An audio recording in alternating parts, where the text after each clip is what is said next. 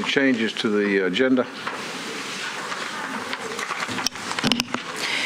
Your revised agenda, the one that's in front of you on your desks, has the addition of a new number 14, which is the appointment to the Harding Town Center Advisory Committee. Otherwise, there are no changes.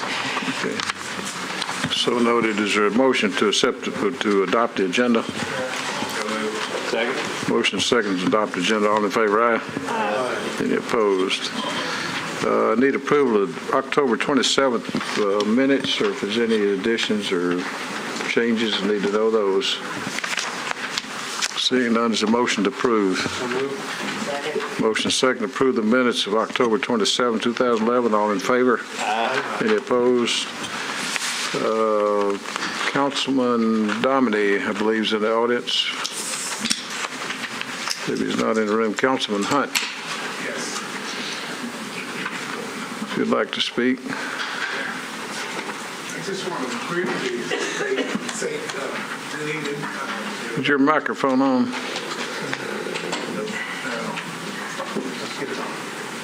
There should be a button. There you go. Let me first say good evening, everybody. I'm glad to see everybody again. I'm not going to take a lot of time because I think this case is an amendment to the SP out at Fontanelle, and it's basically to create a full-service restaurant. They have beer and wine out there now, but the dinners in the afternoon is a little less desirable because people tend to go elsewhere where they sell liquor to eat the last meal sometimes. So that's what this is all about, to get approval for they can have a liquor license in the restaurant. I just want to report one thing. After now going through a year to see that operation go on out there, you know, I'm saying that was kind of strange what I experienced, because the first years, the first 4 or 5 shows was smooth. It was no comments. I didn't get any kind of complaints at all. The last 2 shows did made a kind of a change, and they brought in, I figured out what happened, because generally when they have the shows, I don't go in, but I go down there because I don't live that far from it, just to monitor the noise and see what it's like out there. And the last 2 or 3 shows did get a little loud. I got 2 complaints. The people said it wasn't that bad, but they noticed it was louder than normal, than the other shows. And that kind of cued me in as to what was going on. And then when I went back and investigated and looked at it, we found the cause was they actually had louder bands. And nobody adjusted the board at the soundboard. But they got that straightened out. And the last show was really good. It wasn't that loud. We did have some traffic problems, and that came because we're putting in a 23-inch water main all the way up in front of the Fontanelle, and so that kind of created a problem. But everything's back to normal. But I think that this first year gave them an opportunity to really tweak it, to make it better, and I'm looking forward to a pretty good year. And I would like to suggest that we get approval for the full restaurant and a liquor license for the restaurant. And I appreciate it. Any questions? Thank you, Councilman. Thank you. Did Councilman Dominic come back in?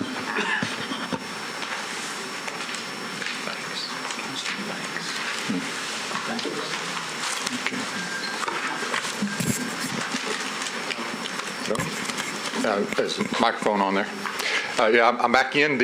I just want to make a quick comment. I support the deferral of 2011 CP 013 and -004 in the Meadows Downs, so those track together.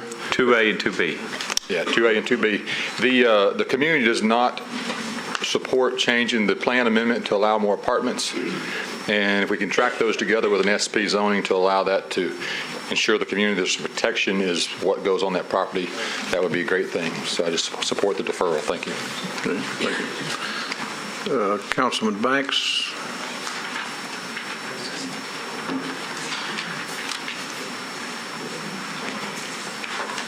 Good afternoon, Commissioners. How are y'all? Just wanted to make sure that it was known, and I wanted to express my support for deferral for item number 11. It's the Seven Springs PUD amendment. We want to make sure that the applicant has time to get into compliance with stormwater and receive their approval before moving forward. So thank you. Thank you. Any other councilman in the room that I've overlooked? Okay. And if you could give us the items to be deferred.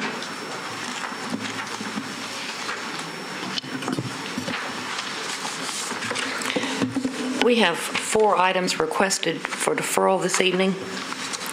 The first is on page 4, item 2A, the Antioch Priest Lake Community Plan 2003 update. That's an amendment to the plan, and the request is to defer until December 8th. An associated item is also on page 4, item 2B, Meadows Downs. It's a request to rezone from R10 to SP zoning, property at 2158 Una Antioch Pike to permit 134 multifamily units consisting of an assisted living facility, an independent living facility, and attached homes. And the request and staff recommendation is to defer until the December 8th meeting. On page 6, item number 9. This is 7201 Charlotte Pike and Charlotte Pike unnumbered. It's a request to rezone from CS to OR20, properties at 7201 Charlotte Pike and Charlotte Pike unnumbered, and the request is to defer until the December 8th Planning Commission meeting. And finally, if you look at page 7, item number 11, this is the Seven Springs Planned Unit Development. It's a request to amend a portion of that planned unit development for property at 323 Seven Springs Way to permit 144 multifamily units in a 4-story building where 72 multifamily units were previously approved. And the request again is to defer until your December the 8th Planning Commission meeting. And that's the end of the deferrals. Thank you. Commissioners, there's been a request for items 2A, 2B, item 9, and 11 to be on deferral. Is a motion to accept those items? Motion is second to accept. All in favor? Any opposed? Any items on consent? Yes, there are. And before we move to consent, I need to give this information to our audience. If you're not satisfied with the decision made by the Planning Commission today, you may appeal the decision by petitioning for writ of cert with the Davidson County Chancery or Circuit Court. Your appeal must be filed within 60 days of the date of the entry of the Planning Commission's decision. To ensure that your appeal is filed in a timely manner and that all procedural requirements have been met, please be advised that you should contact independent legal counsel. Now, moving on to your consent agenda today, items on the consent agenda will be voted on at a single time. There'll be no individual public hearings, nor will the Commission debate these items unless a member of the audience or a member of the Commission requests that the item be removed from the consent agenda.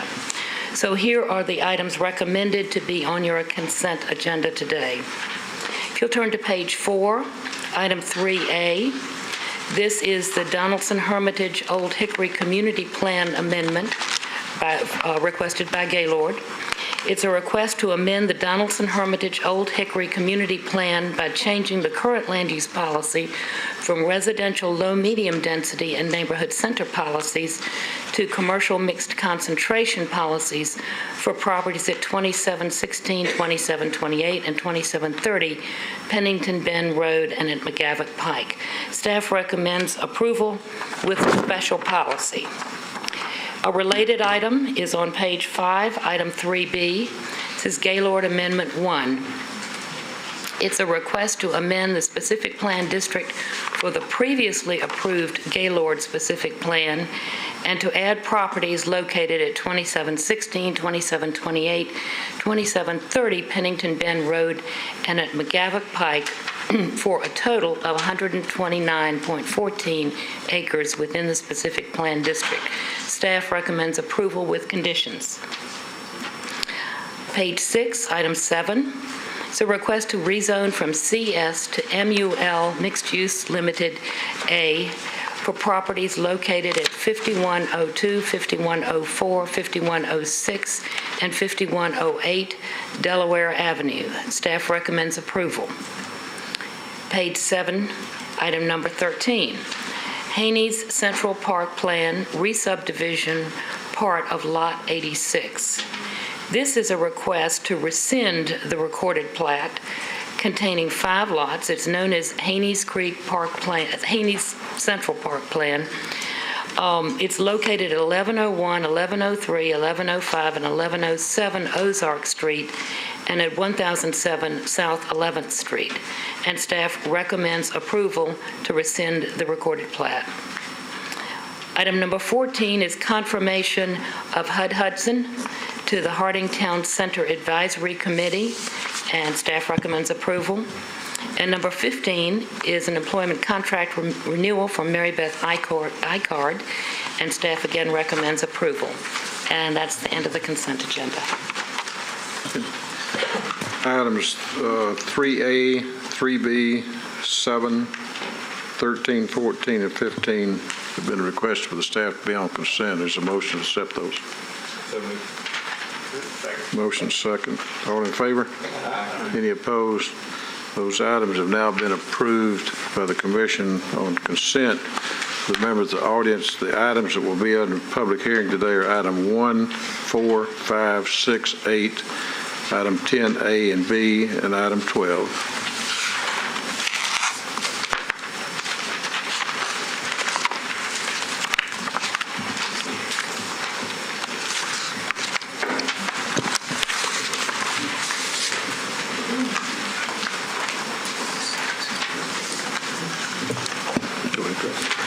For the benefit of anybody new on the commission, I've been asked to introduce myself. My name is Greg Johnson. I'll be presenting first case. It's Duncanwood Reserve. The request is for a concept plan for 18 lots in 3 phases and a future street connection to Glendale Lane. Staff recommends approval with conditions. Again, this is the Monroe Harding property south of Lipscomb University. The existing zoning on the site is R20. Now I'm going to go through the plans that the Planning Commission has seen so far.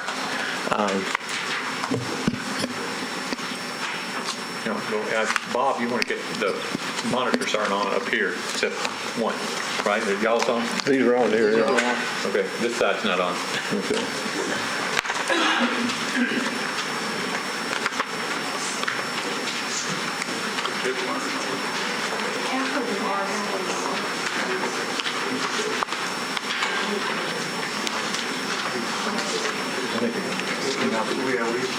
Okay, they can go ahead, Craig. Go ahead. I'm going to go through the plans that the Planning Commission has seen so far. This is the plan that was heard at the July 28th Planning Commission meeting. It was a concept plan proposal for a 15 lots on a portion of the Monroe Harding property. And this one was deferred at the meeting by the applicant in order to meet the commission's request for providing for future street connectivity within the property. The following meeting was October 13th. At that meeting, the plan that was submitted was expanded to cover the entire Monroe Harding property. The original 15-lot concept plan was incorporated as Phase 1, and the other portions of the Monroe Harding property were shown as Phase 2 and future phases. And a note was added to this concept plan to require future street connectivity through the site to be consistent with the requirements of the subdivision regulations. And this one was deferred by the Planning Commission in order to continue further the intent of showing the street connectivity through the site. This is the current proposal. Similar to the previous one that was shown on October 13th, it consists of 3 phases.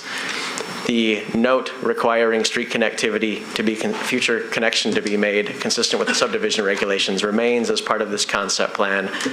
The newest feature of this is that an actual proposed right-of-way is shown through Phase 2 that with development of Phase 2 would connect the development within Phase 1 to Glendale Lane.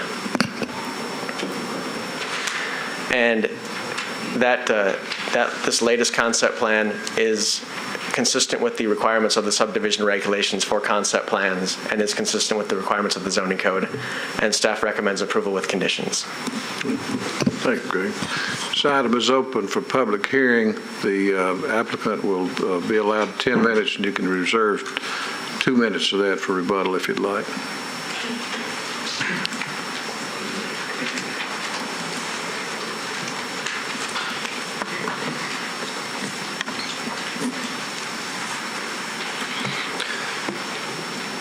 Evening. Mr. Chairman, members of the commission, my name is Nikki Wells. I'm the engineer for Anchor Investment. With me here is Micah Locker. He is the developer with Anchor Investment. The plan before you again is a 15-lot cluster lot option subdivision on 8.1 acres, which is delineated as phase 1 on the overall concept plan. And as the applicant, we have read and agree with all of the conditions of approval in the staff report, which is recommending this for approval. We were here before you last on October the 13th, at which point this was deferred. And I want to summarize and talk through some of the points of the discussion of the last meeting and the discussion we've had during this process. A lot of it primarily relates to the roadway connection and connectivity of this site. There are 5 different points of rights of way of the overall Monroe-Harding track. There are 5 different roadways.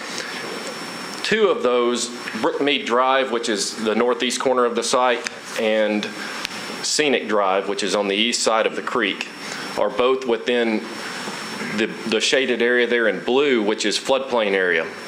They're both within floodplain portions of the floodway and the buffers associated with the creek itself, making both of those connections unfeasible. There's also a Granny White Court, which is on the west side of the property, that is stubbing in currently into the Monroe-Harding campus.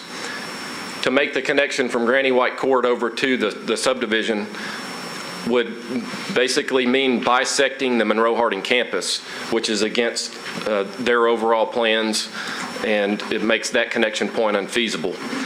That leaves 2 rights of way, Glendale Lane and Duncanwood Drive, both as you see on the concept plan.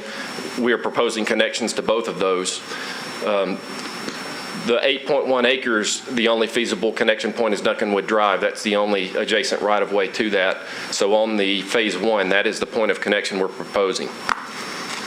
I'll also note that the site distance I have confirmed is we're meeting the requirements of the Public Works Department as far as site distance on our connection point to Duncanwood Drive. The next slide shows the green space, if you can flip to the next slide, that we are proposing as part of the design on phase 1 that we are leaving as preserved. Again, reconfirming the preservation of the natural features in this area and the environmentally sensitive areas. Also, as an aside, I want to mention that one of the conditions of approval, as I've stated, we are going to abide by, is that this site is a potential archaeological site as determined by the state of Tennessee. There's actually an overall map, Greg, I don't know if you can pull that up, that shows, just bear in mind that it's a large portion of the Green Hills area, and which this site is a portion of that, and we intend to investigate that further as we're required to. So the plan before you addresses all of the staff comments, and as they state in the report, we do meet all of the subdivision regulations. Finally, at the meeting in October, this commission charged us with going back and meeting with the neighbors, gathering some information, discussing ways that we could have a win-win solution with those neighbors, which we've done. Now we've met multiple times with the neighbors since our last meeting before you. So I'm going to let Micah get up and speak to the details of those meetings and what's transpired. Thank you. As Nikki said, I'm Micah Locker. I'm a principal here with Anchor Investments. And when we last met with you guys, you challenged us to find a win-win solution. Since then, we've had 2 public meetings with the neighbors, in addition to having several private meetings with neighbors. Throughout those meetings, the neighbors have asked us to please reconsider the original cul-de-sac plan that we submitted to staff in the middle of June. We told them that we were going to submit the plan that Nikki just presented tonight because that is the plan that staff has recommended, and you guys and staff had asked for connectivity. We did tell them we would be willing to go back to our original cul-de-sac plan, but we would task them with getting the councilman and the commission on board to do that. Earlier this week, you guys should have received letters from the Neighborhood Steering Committee and also Councilman McGuire showing overwhelming support for our original cul-de-sac plan. On behalf of my company and the development team, we just wanted to let you know we would be happy if you guys will support it to go back to our original cul-de-sac plan. And Greg, if you could pull that up. Please note that when we initially submitted this plan, it was reviewed by staff and Public Works. The comments to the plan were fairly minimal, and the main point of objection from staff was the lack of connectivity. Please note that it's not our goal tonight to receive another deferral. This is our 3rd time in front of the commission. We've been working with the neighbors since the middle of June and even before that to try to come to this win-win solution. We're hopeful tonight, if you guys will support it, we have found that win-win, and that would be this cul-de-sac plan. I just want to also thank staff. Staff has been great to work with the whole time. It's not our goal to go against them and their recommendation for connectivity, but we also want to find something that the neighborhood would be excited about and support, and we're thankful to have the neighbors' support now. And I'd like to reserve my 2 minutes. You'll have 2 minutes left for rebuttal if you'd like. Is there anyone else here that would like to speak in favor of this?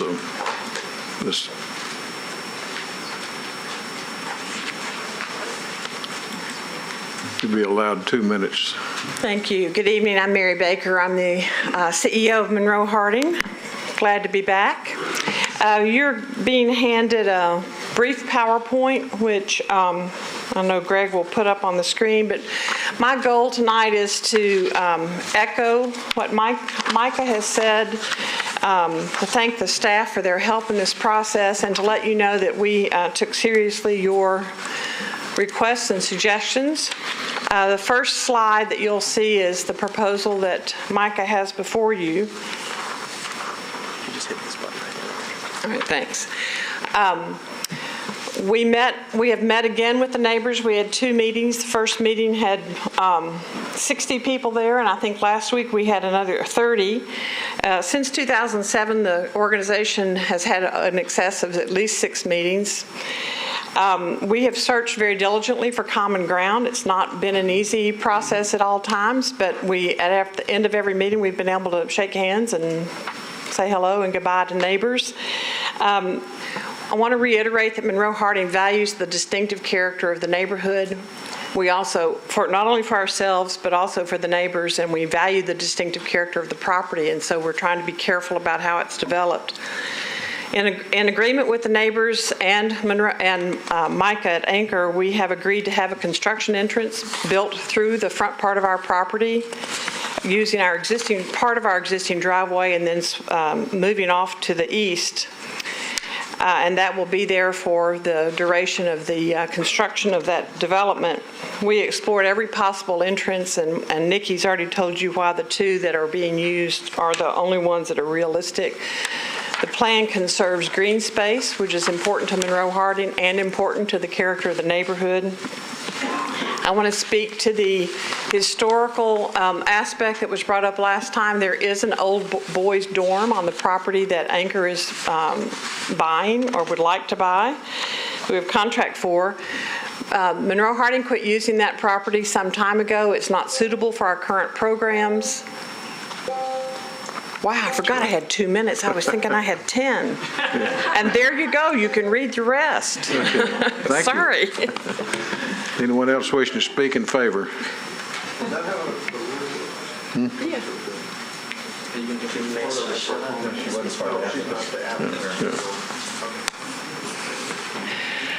I'm John Ohlert. I'm on the Board of Directors at Monroe Harding. This is the 6th year on the board, and I'm currently chairman of the Property Committee. And it's good to see you again. And I'll pick up where Mary left off since she ran out of time. She was talking about the old boys dormitory, which, and we have looked at how much it would cost to renovate it, and it would be $1.2 million. It's just not feasible for us to do that. The plan, of course, after selling of this approximately 8.1 acres is to put the other 12 acres up for sale. Well, it has been up for sale. We're not sure who's going to buy it. We don't have a buyer. We're not even getting any phone calls on it right now. So we really don't know what's going to become of it. Here's the plan you've already seen tonight. In fact, I think you've seen 3 or 4 plans. This is the one that shows the connectivity because we were listening to what planning staff requested and what you all said at the previous meeting. I think that everyone heard you talk about connectivity and dispersal of traffic, and that it seemed to be a foregone conclusion. But when we met with the neighbors, they don't want that. The win-win situation for all of us concerned is to go back to the originally proposed plan, one that was submitted to the planning staff back in July. That's what everybody wants. I think you're going to hear from the neighbors regarding that. So if that's what the neighbors request, it's okay with Anchor, it's okay with Monroe Harding. Thank you for your time. Thank you. Anyone else wishing to speak in favor? My name is John Brittle. I'm also on the board at Monroe Harding and on the Property Committee. I'm also an area real estate broker and sometime neighborhood activist. And having met with these neighbors a bunch of times after your charge, and I appreciate looking for win-wins. And I wanted to speak for just a moment about connectivity. And as a fan of planning and even a fan of your staff, if this had been done 50 or 60 years ago, I think we could have gotten some connectivity potentially.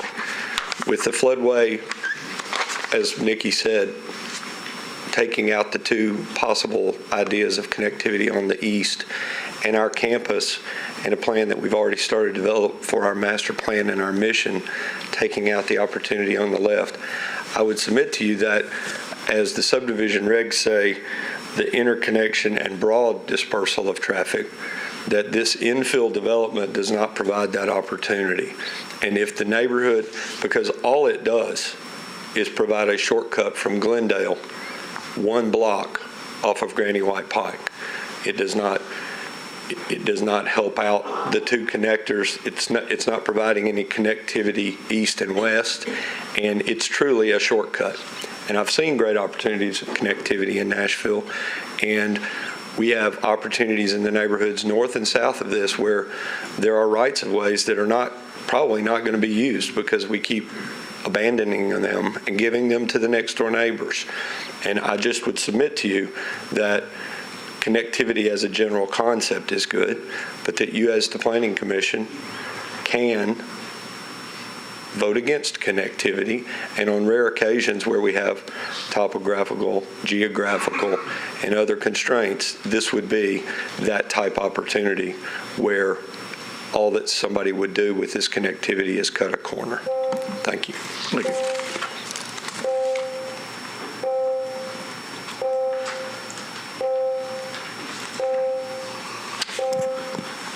I'm Bill Sanders, 1133 Duncanwood Drive, and I'm with the Duncanwood Neighbors Steering Committee. There's a little confusion on whether we should speak in favor of it or against among the people that are here, because we're basically for the proposal, but we're asking you to modify that proposal tonight into something that we've all agreed on. We have no PowerPoint presentation tonight, so you don't have to suffer through that. But I would like to ask if all of you had a chance to read the letter that the steering committee sent to you. Have you all had a chance? Then I'll just sort of summarize what that letter says. Since late July, we've all been working very hard to find a solution with the leadership of our councilman, Sean McGuire. We've working with the neighbors, with Monroe Harding and with Anchor. We've been able to come up with a plan that we think will satisfy the needs of all three of those parties. While Anchor Investment has submitted a plan that meets the subdivision regulations, they have agreed with Monroe Harding and with the supermajority of our neighbors in Duncanwood Brookmead that they'd be willing to develop the original concept plan. You've heard that from them tonight. They also agreed to provide a construction entrance on Glendale Lane. We think that's a great addition. You've urged us at the last two meetings to work together to find a win-win solution, and we think we can report to you tonight that we found that win-win solution. We ask you to approve the applicant's plan as submitted with the condition that a cul-de-sac completely surrounded by lots be added so that connectivity to Glendale Lane and the resulting cut-through traffic for both subdivisions will be precluded. We also ask that the note on the current subdivision plan about construction entrance be included as a condition in what you approved today. And they've showed you the concept plan that we're looking at. It's apparent from the Monroe Harding meetings that we had with people from all of the neighborhoods around the Monroe Harding property that no one was interested in additional cut-through traffic that connectivity would create. So I would just say that Nashville has a planning commission, not just a planning department, for a reason. Planners are tasked with... Please summarize. Yes, I am. That's exactly where I am. Thank you. Planners are tasked with following the regulations, while commissioners are given the authority to protect the greater good. We urge you to take a look at our plan seriously and approve this plan tonight with those modifications. Thanks for your patience these last few months. Thank you. Hello, I'm Hank Keeling, 1145 Duncanwood Drive. One of the neighbors, of course, in the Duncanwood Brookmead neighborhood. First of all, I'd like to thank the Planning Commission for granting the previous two deferrals, which granted us additional time to have discussions, which we've had with Monroe Harding and also with the Anchor Investments. And I think, as Bill just stated before me, we've come up with, and as Micah said, we've come up with what we think is a win-win solution for all of us, which would be to go back to the original cul-de-sac plan. And so as one of the neighbors, I just ask that you please consider that. Thank you very much. Thank you, sir. Hi, Allison Lott, 1140 Duncanwood Drive. I've just been asked to read the letter from Councilman Sean McGuire, dated November 9th. It's to the commissioners. First, my sincerest apologies for not being able to appear in person at your meeting on November 10th. I need to appear before another Metro board at the exact same time as your meeting. I'm writing to express my support for the originally proposed plan for the Duncanwood Reserve Development, showing the concept plan with a cul-de-sac. As most of you are aware from the two prior public hearings on the Duncanwood Reserve proposal, the proposed concept plans have been met with opposition from the neighbors residing on Duncanwood and Brookmead Drive. In fact, at both of these public hearings, I spoke in opposition to two proposed concept plans. Ironically, I write to you today in support of one of these concept plans. Over the past several months, the main point of contention that I have perceived among the neighborhood with respect to this proposed development is the potential connection of Duncanwood Drive and Glendale Lane. Your staff has indicated that they believe a concept plan that shows the eventual, or rather possible, connection of Duncanwood and Glendale Lane is preferable and should be approved.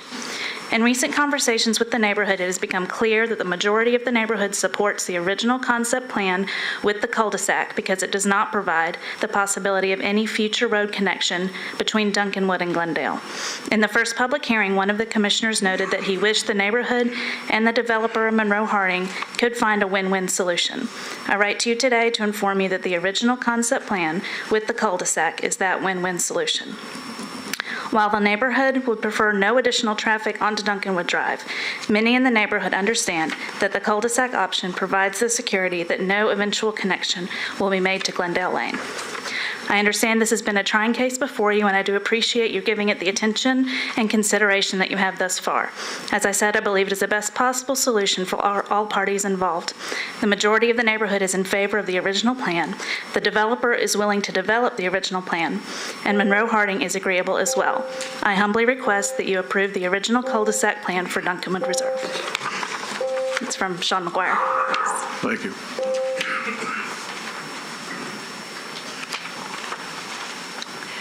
I'm Jan Keeling, and I live at 1145 Duncanwood Drive. And I just want to add my voice to the supermajority of my neighbors who would like to go back to the original cul-de-sac plan with the houses surrounding it. And we have really enjoyed getting to know the Anchor Investments and Monroe Harding. And we'd like to go back to the original plan. Thank you. Thank you.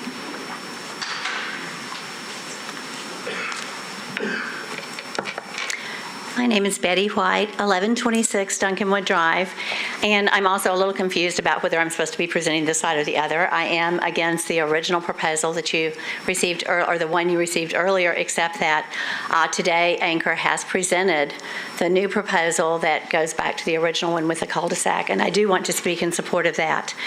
You asked us to come together and to talk with Anchor and with Monroe Harding to come up with a win-win. And I have attended all of the public hearings. I also have attended all of the meetings with both, and we have worked really diligently. It's been a difficult process for all of us. As a matter of fact, we in the neighborhood do not agree on everything, as you could imagine. However, there is the one issue that we all agree upon, and that is the issue that we really don't want connectivity in our neighborhood. At the last meeting, when we asked about traffic study, the Planning Staff Commission said there wasn't sufficient traffic to have a traffic study. I guess my question to you is, if there's not the sufficient traffic for a traffic study, then why is there the need for connectivity? At one of the, I think the most recent meeting with Monroe Harding, a lady said, and I believe she was a member of the board, said, "Don't you remember when there was a private drive through Monroe Harding that was used as a cut-through street?" Just the private drive of Monroe Harding was used as a cut-through street until there were speed bumps put up and until there was a sign stating that it was a private drive. Surely you recognize that if there is a public street, that will be cut-through traffic. A cut-through street then would increase the danger of to the residents. It would not provide the element of safety and security that we would like to have. As a neighborhood, we are asking for very little. We have met with Monroe Harding. We have met with Anchor. We're on a first-name basis now. The one concession we're asking for is that you do grant the proposal with a cul-de-sac, eliminating connectivity. That's the one thing we're asking for, and that provides a win-win for all of us. Thank you very much. Thank you. Anyone else wishing to speak in favor? Okay, seeing none. Anyone wishing to speak in opposition?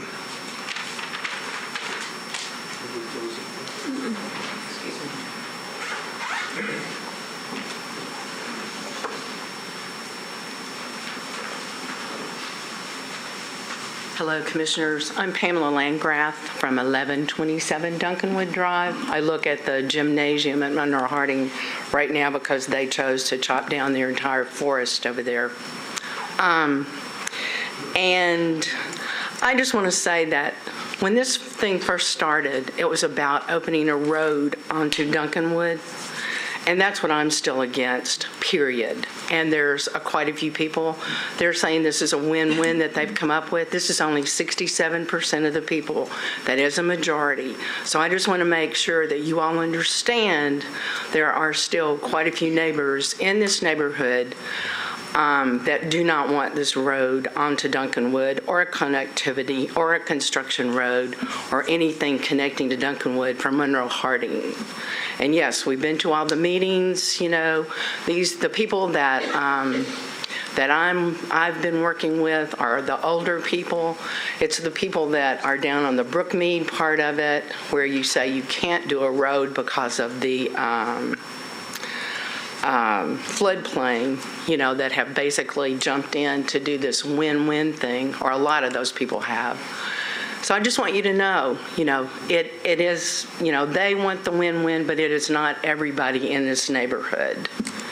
And I'm a realtor, so I could actually take advantage of this and be able to sell some houses in there when we do start having all the traffic from this subdivision and the construction. And can I ask one question?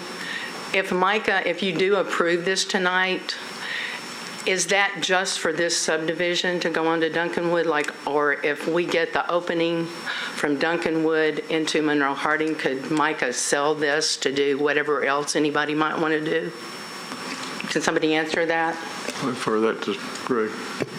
This is a concept plan approval, so it would be, if approved, it would be approving the basic layout of the subdivision. And to change that basic layout, it would have to come back before the Planning Commission. Okay, thank you. You're welcome. Anyone else wishing to speak in opposition? Okay, the applicant is reserved 2 minutes if you'd like to have your rebuttal. Just to the point about the access to Duncanwood, that is a legal access that Monroe Harding owns to the right-of-way, and I just wanted to state that. And, the neighbors there's a lot of neighbors who obviously would prefer for nothing to happen there, but it is zoned land for the purpose that we're developing it for, and I won't focus on that. But I do just want to thank the neighbors for their time. I know this is, change is never easy, and I want to thank them for working with us and meeting with us and trying to work out a solution. I also want to thank the councilman. He's used a significant amount of time on this, and I'd like to thank you guys for your patience with us. I would like to ask that you do vote tonight and approve our plan. We're hopeful that you'll go along with the neighbors and the cul-de-sac, but either way, we as the developer would like to get a vote tonight. So thank you guys. I would, if y'all have questions when you discuss, we'd be happy to come back up and answer them. Thank you. Is there a motion to close the public hearing? So moved. Second. Motion is second, close the public hearing. All in favor, aye? Hunter. I have a question for staff, a reminder. The original proposal with the closed cul-de-sac, which I think everyone in the audience here, or most everyone in the audience here is hoping for, did staff recommend approval of that? This one was originally submitted, and comments were sent back to the applicant saying that staff wouldn't be able to recommend approval of this original plan because of the conflict with the arrangements of street sections portion of the subdivision regulations. So this plan was revised to show a stub street before the commission first considered it. And I'll go back to that plan that you all first considered. So that original cul-de-sac plan, that original cul-de-sac plan was revised to show this, a stub street to the bottom of the Phase 1 portion before it came to the Planning Commission. And planning staff was still unable to recommend approval of this because it didn't show where that future connectivity would go. And but this at least took another step toward providing that street connectivity. Okay, thank you. Other question I have is, in one of the letters we received, there was a lot of sort of warning about our driveway ordinances, our ordinance, and the intersection at Duncanwood. Is the driveway ordinance part of the subdivision reg? I guess I'm not quite sure which portion you're referring to, but the driveway ordinance is part of Public Works standards. That's part of Public Works standards. And Public Works has approved in concept this street connection to Duncanwood. Okay. I think, well, we're obviously in a tough situation here. The connectivity, the staff's recommendation throughout the process of being able to allow for connectivity, the comments we had last time about connectivity and the value of connectivity, not only for the overall community, but for this neighborhood as well, I still believe are very important. I suppose there are changes that could happen between the commission meeting and council, or no, this is the subdivision. Okay, yeah, so this will not go to council. So I'm also interested to, and we can't really speculate, but if the proposal that is being recommended tonight came before us with full community support back in July, I'm not sure how we would have voted. I assume the staff would have recommended disapproval at that time, but based on their comments back to the applicant. But I'd like to hear what the other commissioners have to say. Stuart. As a community-wide concept, connectivity is really very essential to sustainability. Overall, it cuts down on miles driven.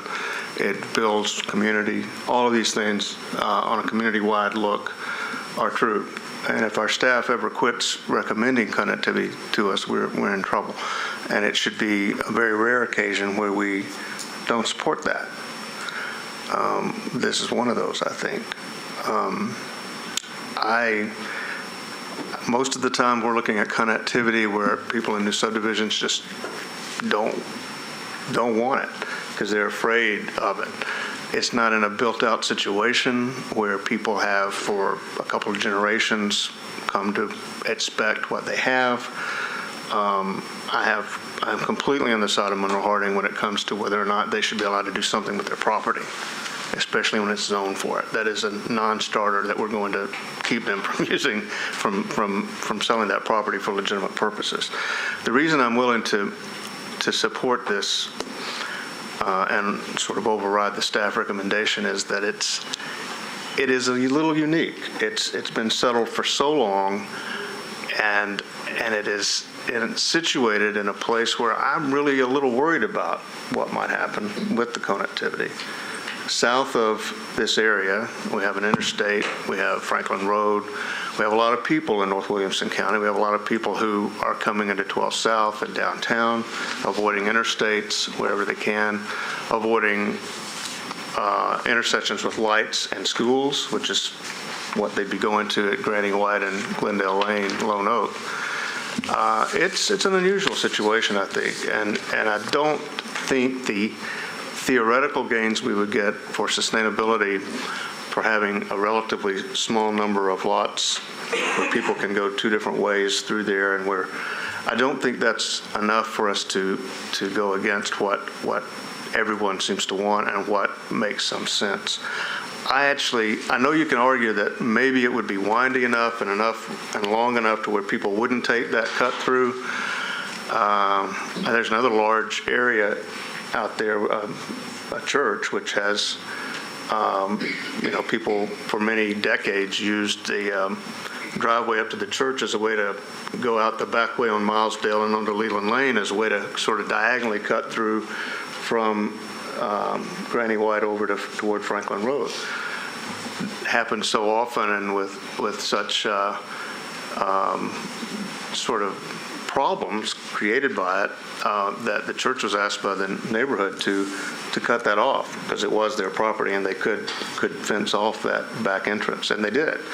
And for the last 15 years, it has not been there. We have examples that in that area, there are people who will use whatever cut through they can to avoid school zones and to get into downtown and 12 South without. Did you just admit to that? I think we all did. So I think this is a very unique situation, and I guess I'm the least likely on this commission traditionally to vote against the connectivity argument, but in this case, I think it's warranted.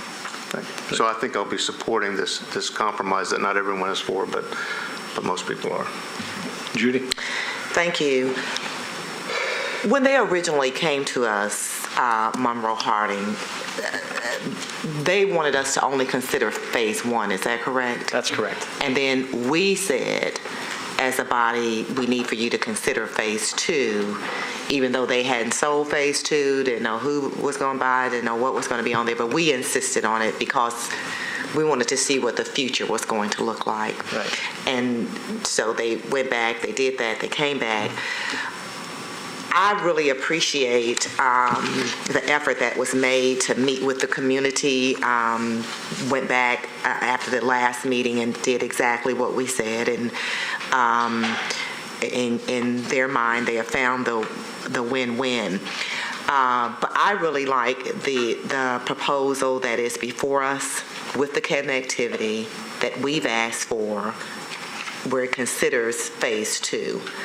I believe phase two is going to sell. And so when it does, if we don't have connectivity there, they'll come, whoever does phase two is going to have to come before us for some connectivity. Is that correct? If phase to two develop phase two. If phase two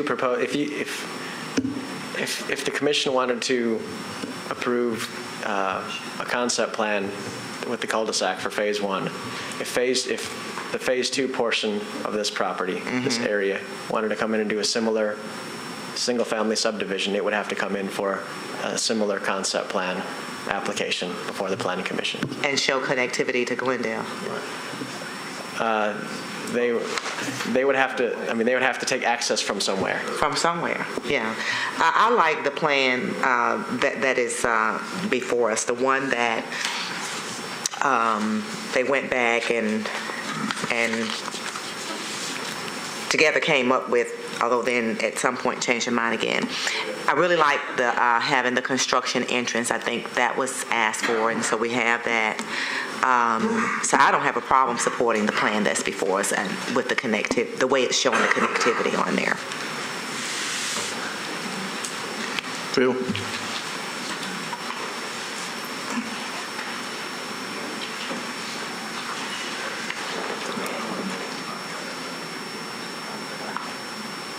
There we go.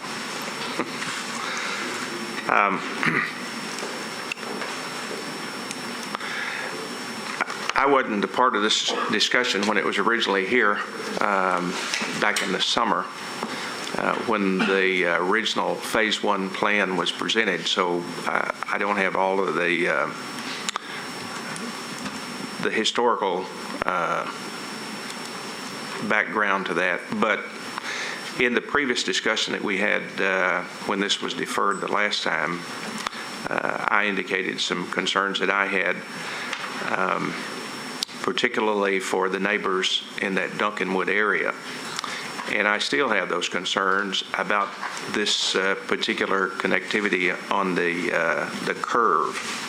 I was looking in the Public Works recommendation here in the report, and they took no exception with the following conditions. And I know that the developer here has said that he's checked the site distance, but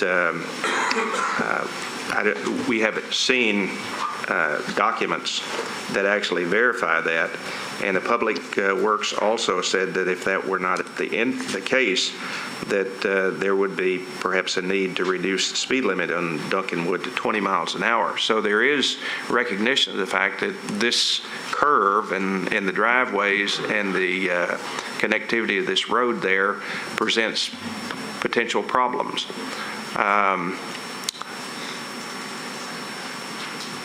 I am still at a loss to understand why a property owner would choose to sell a piece of property on the back side to a developer, and I can't understand how the developer would buy a piece of property to develop on the back side that has the extreme limitations for access that this Phase 1 has, when there's a potential to do the same thing with property on Phase 2 that has more than adequate access from various points. I think a win-win in this would have been for Phase 1 to have been developed and or Phase 2 and Phase 1 and leave the Duncanwood neighbors alone. That would have made sense to me, but that's not where we are. So, you know, if the neighbors are saying we're willing to accept the lesser of the two evils and go for a development that has a contained cul-de-sac that prevents future access to Glendale, then I think I would reluctantly support that. But I don't know. That's my thoughts. Andre? I just want to be sure that we were clear among ourselves that if we do approve the cul-de-sac that you're suggesting you support, Stuart, that then the point is when Phase 2 gets developed, it would then be another cul-de-sac subdivision. I'm sort of echoing what you're saying, that it would open in one place on Glendale, period, and the connectivity that we've been asking for would never happen. No, it would not. Because there are lots surrounding the cul-de-sac, and I'm just sort of saying this for clarity to be sure we all understand what we're talking about. They would have one entrance as well. Yeah, so we'd have two subdivisions that are cul-de-sac subdivisions. Would you show the neighborhood with all the trees and?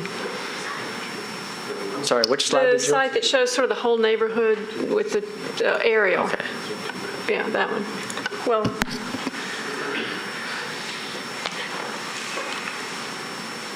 I just didn't know if that would help us reflect on, where there is connectivity in the area, where there are a few cul-de-sacs. The neighborhood is sort of a mix of both.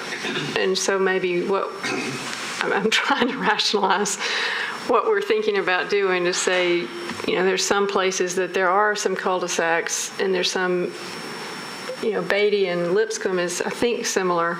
I don't know if it has an out to the south of this or not, but. I have a larger kind of diagram of the surrounding street system if you'd like to look at that. Yes, please. Greg, can you point out the 5 subdivisions on the other side of Glendale? Your cul-de-sacs? Here's a kind of a line diagram of the surrounding street network. Here's the Monroe Harding property and Glendale Lane and the two nearby collector streets, Granny White and Leland Lane. And Maplehurst and Battery Lane are about a mile apart, and those are the the closest streets to Glendale that connect Granny White and Leland Lane together. There is a stream that runs along the side of the Monroe Harding property that basically serves to sever a lot of these street connections that could be made between Granny White and Leland. What's the street just to the north of Duncanwood that stops at the stream? That's Brookmead. Oh, sorry, then the one to just the north of that. Oh, this that one? Yes. I'm not sure of the name of that. Okay. Glenwood, thank you.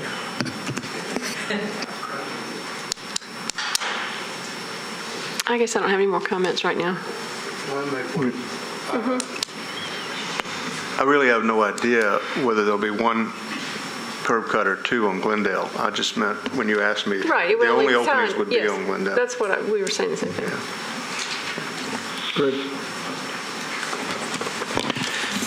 I wasn't here for the initial discussion, but after hearing the comments from the neighbors and the comments from the developer, I guess I have a different perspective on connectivity sometimes.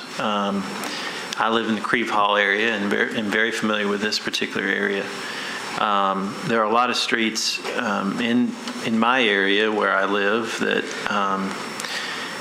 when I was the councilman there, I would get lots and lots of complaints about cut-throughs. And connectivity is a good thing if it's local traffic to me.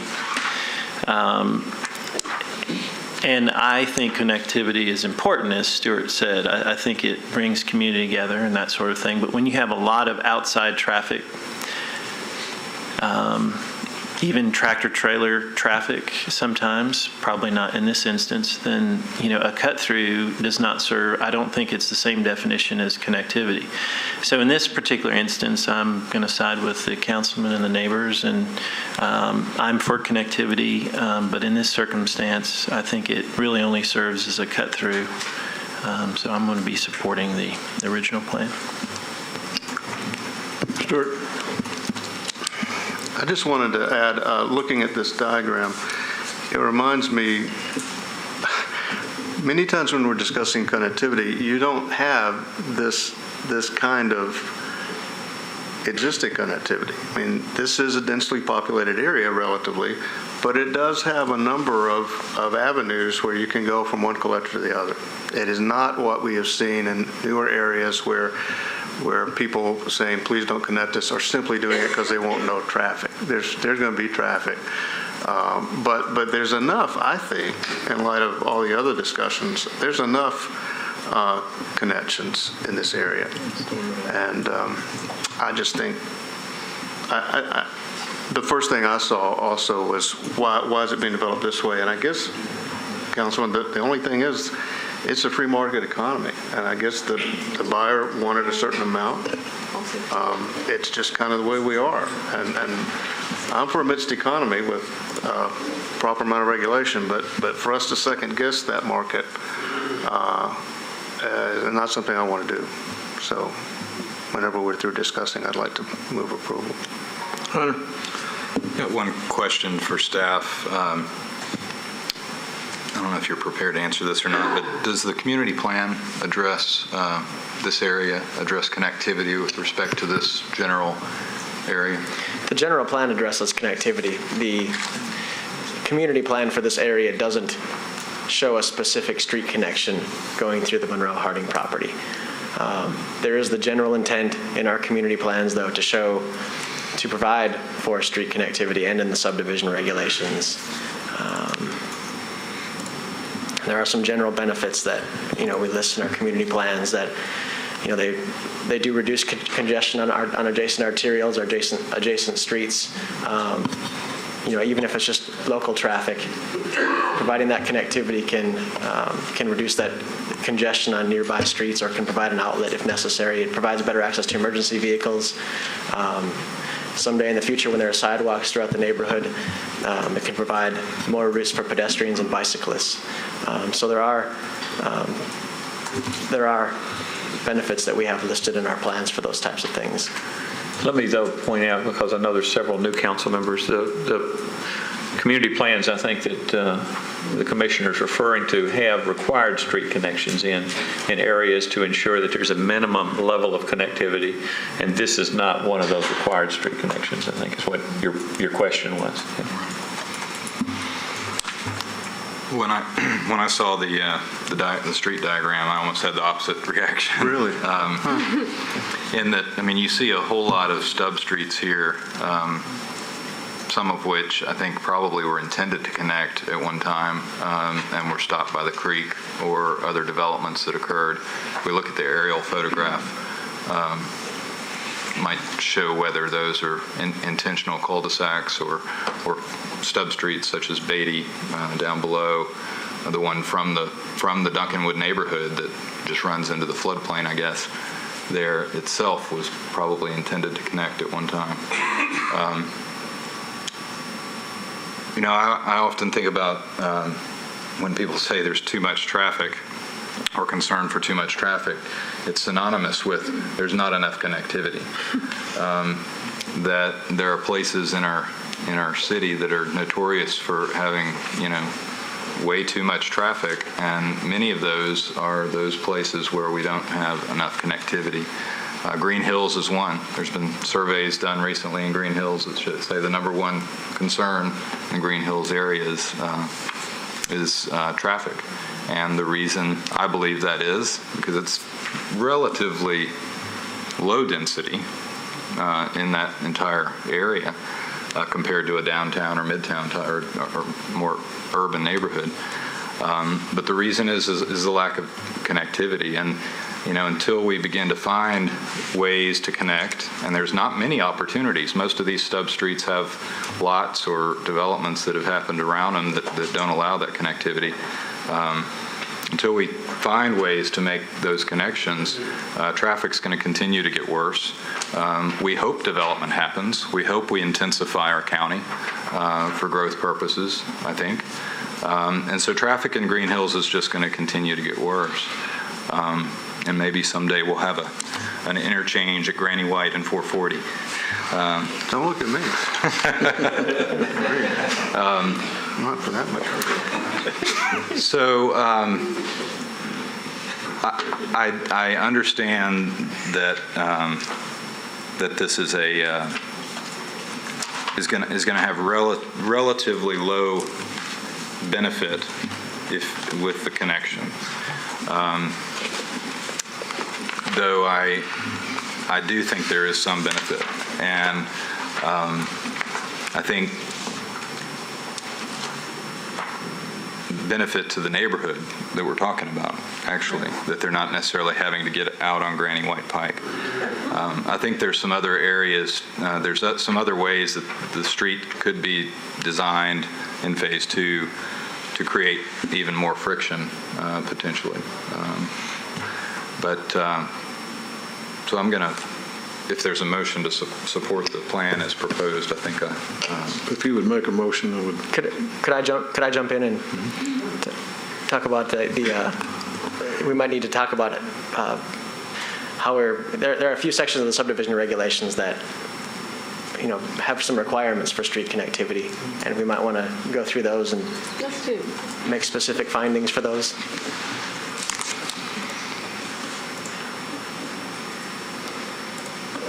In section 3-9 of the subdivision regulations, it talks about the arrangement of streets, and there are specific portions of this that talk about cul-de-sacs and through streets. And there are a few things that the Planning Commission might have to consider in making its decision.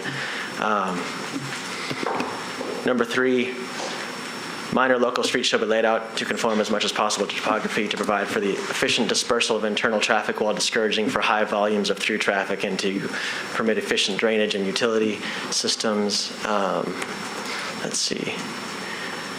Number 4, the use of an interconnected street system shall be used to broadly disperse internal traffic and provide maximum alternatives for access to property for both public and private movement. Number 6, street designs such as loop streets or closes. Okay, but it goes on to say cul-de-sac shall be permitted where topographic features or configuration of property boundaries prevent street connections. These alternatives shall support the turning movements of emergency and service vehicles. That one seems to be asking for a topographic reason for permitting a cul-de-sac. Number 7, proposed streets shall extend to the boundary lines of the tract to be subdivided unless prevented by topography or other physical conditions, or unless, in the opinion of the Planning Commission, such extension is not necessary or desirable for the coordination of layout of the subdivision within the layout either in existence or proposed of adjacent tracts.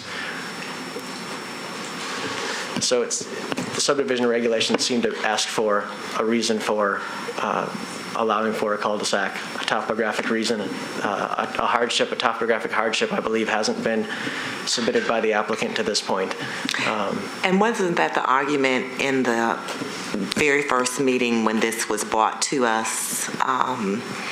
The then convened Planning Commission reviewed these subdivision regulations and determined that in light of the subdivision regulations, we needed for them to come back to us with phase 2, I think was part of that whole argument, which is exactly what they've done. They've come back and they're showing a street connection on their current plan. So I'm sorry. It seems that by showing a street connection through phase 2, they're not claiming a hardship that they were claiming originally. They were claiming a hardship. Uh-huh. Yeah, we are the ones. When we asked for it, then there was a claim that, well, the topography wouldn't allow for it. Well, it wouldn't we allow asked it them to go go back. east or to some of the other roads. Is that what it was? Okay. Because they were saying that it couldn't tie into the other roads to the side because of the topography and the floodplain. So the only connection they could make is down to Glendale. Okay. And so we were saying, didn't make the connection to Glendale because it's a connection. Because you were asking for a bridge Because I was saying, or why something. can't you go to some of the other streets? Yeah. And they kept saying, no, the drop is too steep. There's floodplain with Crookmead. All those other options are out for expense. And it's not impossible, but it'd be expensive, I guess, is the point. I just wanted to remember the argument. Thank you. Hunter, did you want to make a motion? Phil? One more question as a follow-up to what we've just said. I want to clarify what the director's comment was about this particular situation not being one in which it's required. They're basically two elements, and what Greg's been going through with the subdivision regulations, and those are the regulations you've had. In addition to the subdivision regulations, the general plan of the community plans in certain areas have designated specific required street connections. And all I was pointing out was this was not one, I think the question that was asked related to that, this is not one of the required street connections. It doesn't negate the fact it still needs to comply with the subdivision regulations. Okay. Need a motion? Before I make a motion, if we vote for my motion, I would encourage the community and Monroe Harding to work together on Phase 2, and I think there's probably some other alternatives that could reduce and eliminate potential cut-through traffic. And that could come back before us, or I guess with a minor change might even be able to be approved administratively. But I'll make a motion that we approve staff recommendation. And let me clarify. There's two plans. There is the submitted plan, which is the plan that has the potential connection in Phase 2, and then I would call the other plan the compromise plan. So the motion on the table is to approve the submitted plan. Second. A motion and a second to approve the submitted plan, which is, if you'd put that on the screen for us, Greg. Right. No. So there's no question about which one we're voting on. That's it. Motion is to accept this plan as submitted. Got a motion and a second. All in favor? Aye. Any opposed? Aye. No. Okay, let me see a show of hands. All in favor? Okay, opposed? Okay, I'm going to break the tie, and I'm going to vote in favor. Of the submitted plan? The submitted plan. Okay.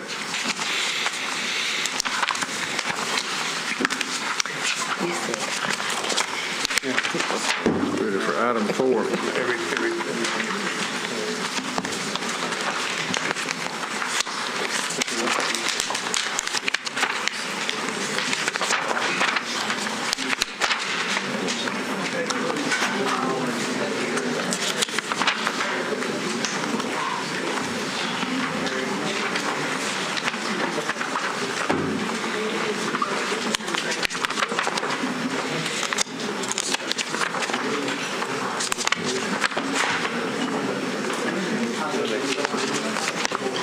I think you're right, though. There can be some things done that really, I mean, that design is pretty severe itself. Yeah, you could do some other things,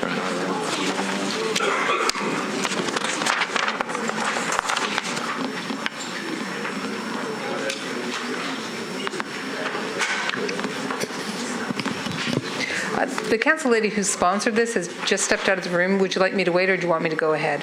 You can go ahead. Okay. My name is Brenda Bernards, and I will be presenting item number 4 on your agenda.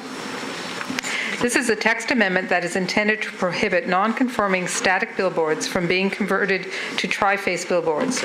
Currently, the zoning code does not distinguish between static and tri-face billboards. They are both considered conventional billboards. A tri-face billboard is defined in the zoning code as a non-internally illuminated billboard consisting of a sign face comprised of a series of vertical triangular louvers that can be rotated to show up to 3 separate sign messages. This is an example of a tri-face billboard. When the regulations for electronic signs were added to the zoning code, tri-face billboards were inadvertently placed in this new category. A text amendment recommended for approval by the Planning Commission in December 2010 and subsequently approved by the Council in January 2011 reclassified this type of billboard with static billboards. The proposed bill would partially reverse the earlier text amendment and treat tri-face billboards differently than static billboards by limiting where they can be located. If adopted, any non-conforming static billboard could not be converted into a tri-face billboard. There are a number of reasons why a billboard may become non-conforming. It could be that they were first installed before distance requirements were increased. There was a time when billboards did not have to be on a single pole. They do now. And all billboards need to be located on a street that's at least 4 lanes in width. Here's 2 examples of billboards that are very close to where we are today. One is non-conforming. On the left side, it has 4 poles instead of the 1, and it is on a 3-lane road. This is actually on 2nd Avenue. And then the one on the right is on a single pole, and it's overlooking the freeway. These are 3 views of a tri-face billboard that is also very close to us and is overlooking the highway. Staff recommends disapproval of this text amendment as it partially reverses an earlier Planning Commission decision to treat this type of billboard the same as a static billboard. This item is open for public hearing. The applicant come forward if you'd like. Who would help to give a copy of this? Thank you. Good afternoon, Chairman McLean, Secretary Bernhardt, Vice Chairman G, and the distinguished commissioners here. I stand before you today in a unique situation because I think that through my interactions with various attorneys on the state level, as well as consulting with attorneys with the National League of Cities to inquire and look at what similarly sized cities have done in this particular case in defining what is still relatively new. Many of the case studies and the instances where billboards have been discussed and challenged have been around static and just digital billboards. Tri-face billboards still kind of fit within the middle of that because, again, digital and tri-face billboards are still new. The purpose of introducing Ordinance BL 2011-30 is to try to close loopholes in the zoning ordinance and reduce any potential inconsistencies in interpretation. The current zoning code does not address the definition of tri-face billboards, and there was no detailed reason when the prior Metro Council and the Planning Commission staff designated that a trifold movable board was considered to be the same as a static billboard back in January of this year. This subsequently allows a loophole to occur based on the current unspecified definition when decisions are being made that impact individual communities. We currently have a process whereby billboards can be approved, but all factors are looked at and considered prior to approval. Changeable message signs are still relatively new, as I have found through research and conversations with legal attorneys for the state legislature and attorneys from the National League of Cities. Our current Tennessee Code annotated in Section 5421-122A refers to changeable message signs as they may be double-faced, back-to-back, or V-type signs. The message display shall remain static for a minimum of 8 seconds with a maximum change of time of 2 seconds. But it does not say that a changeable sign is defined or should be considered the same as a static sign. The attorney with the state shared, according to TCA 13-7-208, that it is up to the local authorities to define and specify via the local zoning code any definitions that should apply. In an email to Brenda Bernards on October 18, 2011, I asked the question, can I see your analysis and detailed reason as to why a trifold, movable, changeable board is now considered to be the same as a static board that does not move? Her response was that in December 2010, the Planning Commission recommended approval of a text amendment that made tri-face billboards equivalent to conventional static billboards. She went on to say there was no analysis that was done for the previous text amendment. This, in my view, as well as countless citizens in my community, is that it creates a loophole and inadvertently gives a definition for a type sign that does not have any rationale or interpretation to support a static and a changeable sign being defined as equivalent and the same. What the planning staff was trying to deal with was digital billboards, and because the definition was not specific, tri-face billboards were inadvertently included in the same definition as digital billboards, and so therefore it was just placed in the category and by default defined the same as a static billboard. My position is this creates a problem in the decision-making process and takes any ability to debate or to consider the neighborhood and the factors around them away from the Metro Council, as well as the planning staff, the commissioners, and I failed to omit on here the Board of Zoning Appeals because they're part of the process as well. It automatically gives approval for cases that very well may need to have discussion as to if this type board is appropriate for the particular area or not. I respectfully ask that you consider approving my request to designate a definition for tri-face billboards so that neighborhoods can have an opportunity to weigh in on decisions that impact them, and so that the planning staff, as well as you as commissioners, the Metro Council, and the Board of Zoning Appeals will also have the ability to make decisions that are in the best interest of our citizens and our communities. This will alleviate any loophole and automatic approvals and will give the opportunity for these type billboards to go through the same processes that any other request would follow. Thank you. Do you all have any questions for me? We may have, you'll be allowed 2 minutes for rebuttal. Okay. Thank Anyone you. else wishing to speak in favor? Anyone wishing to speak in opposition?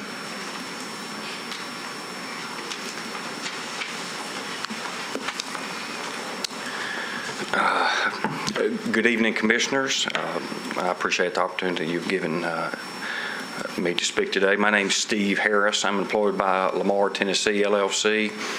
We do business as Lamar Outdoor Advertising. We've been operating in Nashville for over 50 years.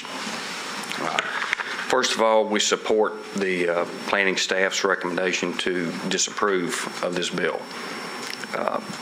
Tri-vision billboards are not separate structures from a static billboard, as the bill in front of you purports. We agree that billboards are a use and they are afforded the protections pertaining to non-conforming uses as provided for in TCA 137208.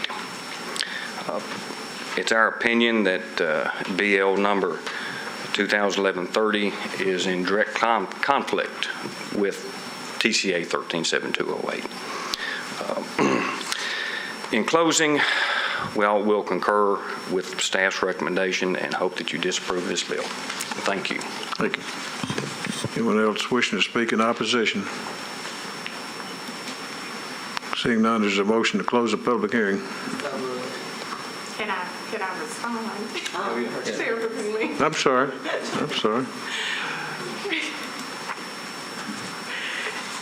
I just want to share again that in reference to what the Lamar representative shared, that these particular billboards are the same structure.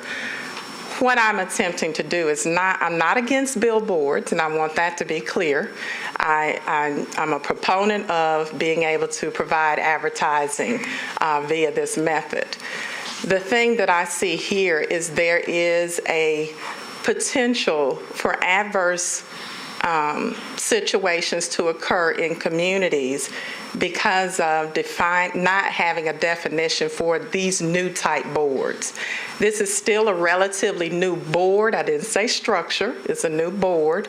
And I just feel it's appropriate for us to have a designated definition for that. In terms of the TCA code that he referenced, when talking with the legal attorneys with the state legislature who basically look up, do research, and give feedback on those particular portions of the code.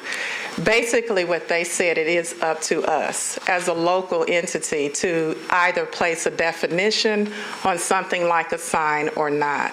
And so I just think this is a responsible way for us to keep the process to where we can all look at individual situations and individual communities and make decisions that are in the best interest of them.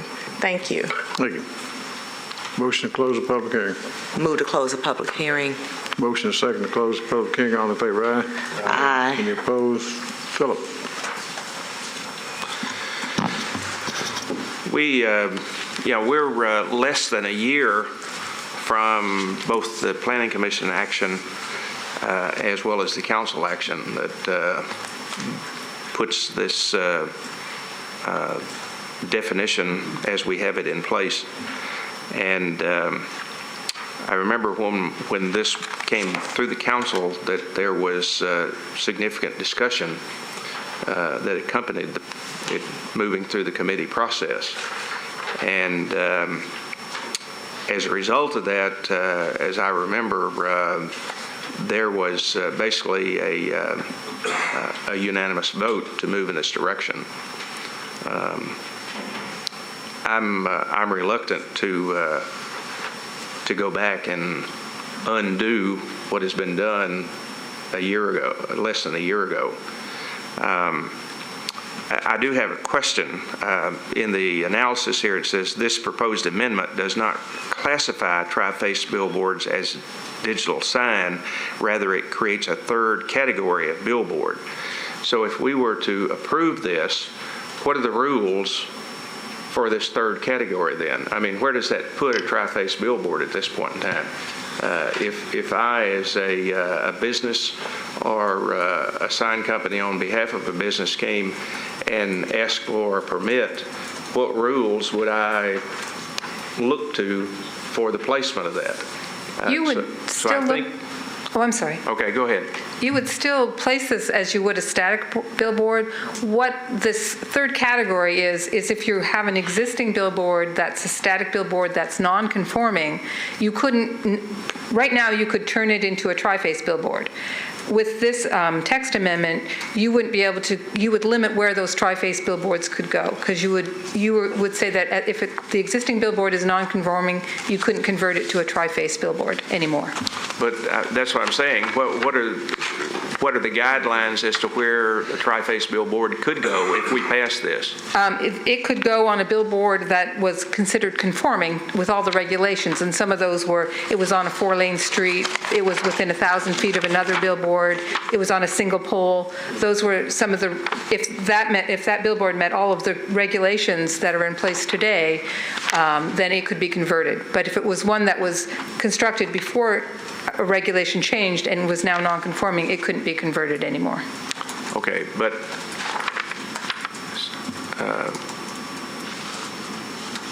okay, I'll listen. Judy? Okay, I was trying to think. I know I was in on this whole discussion about billboards, and I guess this tri-face, I don't remember that part of the discussion. So we discussed this when we talked about the digital?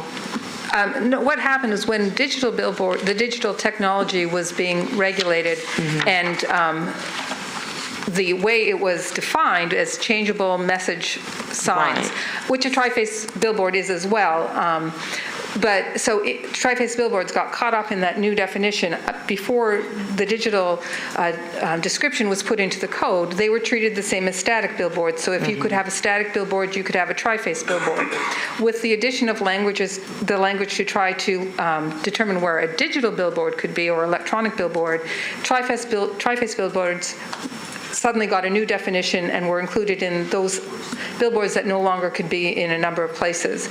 And so in December, what you did was deliberately take tri-face billboards out of the definition of an electronic billboard and put it back with just being a conventional billboard, the same as a static billboard.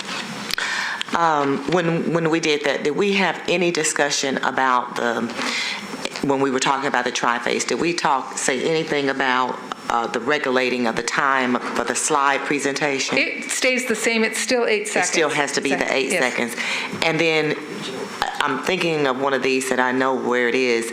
These are lit with a light going up onto it. That's right. They're not internally illuminated, which also distinguishes them from electronic billboards. They're the same as a static in their lighting. Okay.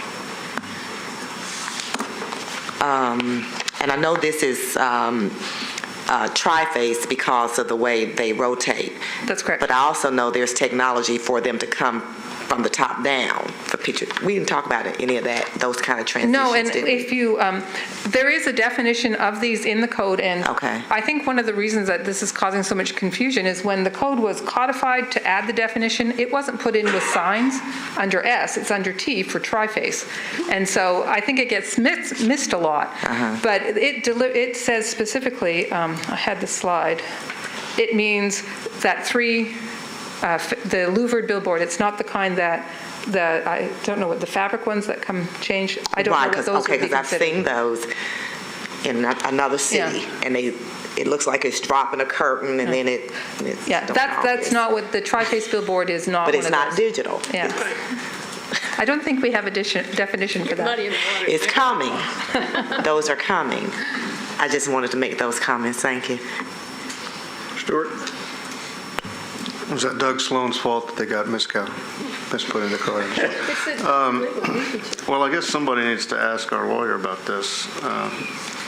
What do you think about this argument that the state code, which I thought did deal a lot with billboards and set certain things out,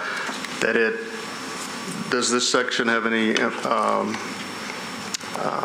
meaning for this, pro or con for this proposed ordinance, the state law section? Well, the way that we have it defined in the code presently, because we treat tri-face billboards just like static billboards, converting one from a static billboard to a tri-face billboard isn't really a change in the structure because we view those structures as being the same thing, a tri-face billboard and a static billboard. So the arguments that have been presented regarding the change from a static billboard to a digital billboard and the fact that those structures are different structures, the arguments that have been made for the commission is that that is a change in the structure, and therefore the grandfathering statute doesn't protect you to allow you to change from a structure that doesn't conform, a legally non-conforming structure, to a different legally non-conforming structure. There's no grandfathering protection for you to do something that you're not already doing. And if you were changing from a static billboard to a digital billboard, because we define those differently, we define the way that they're illuminated differently, then it is Metro's position that that's not something that's protected under 137208. We believe that is a different use, a different type of structure that you're changing to, and that's not protected. But if you're changing from a static billboard to a tri-face billboard, and we have defined that we treat those as the same types of structure, then 137208 does protect that change. Now, what I believe that this change would do is it would put tri-face billboards in the same category as digital billboards, and that if you tried to take a non-conforming static billboard and convert it to a tri-face billboard in an area, obviously, where it was non-conforming, you would not be able to do that because you would be simply trying to take a non-conforming use and the structure that's also non-conforming and change it to another non-conforming use that you were not doing at the time that the zoning code was changed. I don't know if I made that any clearer or if I just muddied the waters even further. Yeah. Okay, to try and simplify that just a bit more. Under the current definition, Metro would permit a non-conforming billboard, static billboard, to change to a trifold billboard, even though it's legally non-conforming at that location. However, depending on the reason that it's a legally non-conforming use, Metro might not let you change a static to a digital billboard. This would put trifold billboards in the category with, well, it would be treated the same as a digital billboard. For non-conforming use. For non-conforming use, the analysis would be the same when we were looking at one changing from a static to trifold.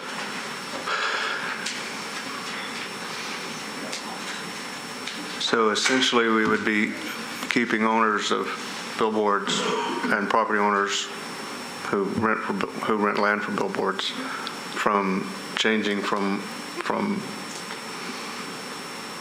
regular billboards to tri-faced, because they couldn't do that under the non-conforming laws. It wouldn't be the same. It would be an effort to reduce the number, because it would prevent legally non-conforming static billboards from changing from static to trifold. It would prevent that from happening. And in doing so, you have boxed in, if you will, that legally non-conforming use just to the use and the structure as it exists today, and not allow it to expand to a trifold billboard. do you know, I guess it's just a matter of aesthetics then. People could keep an ugly existing flat billboard forever, but couldn't update it under this, basically.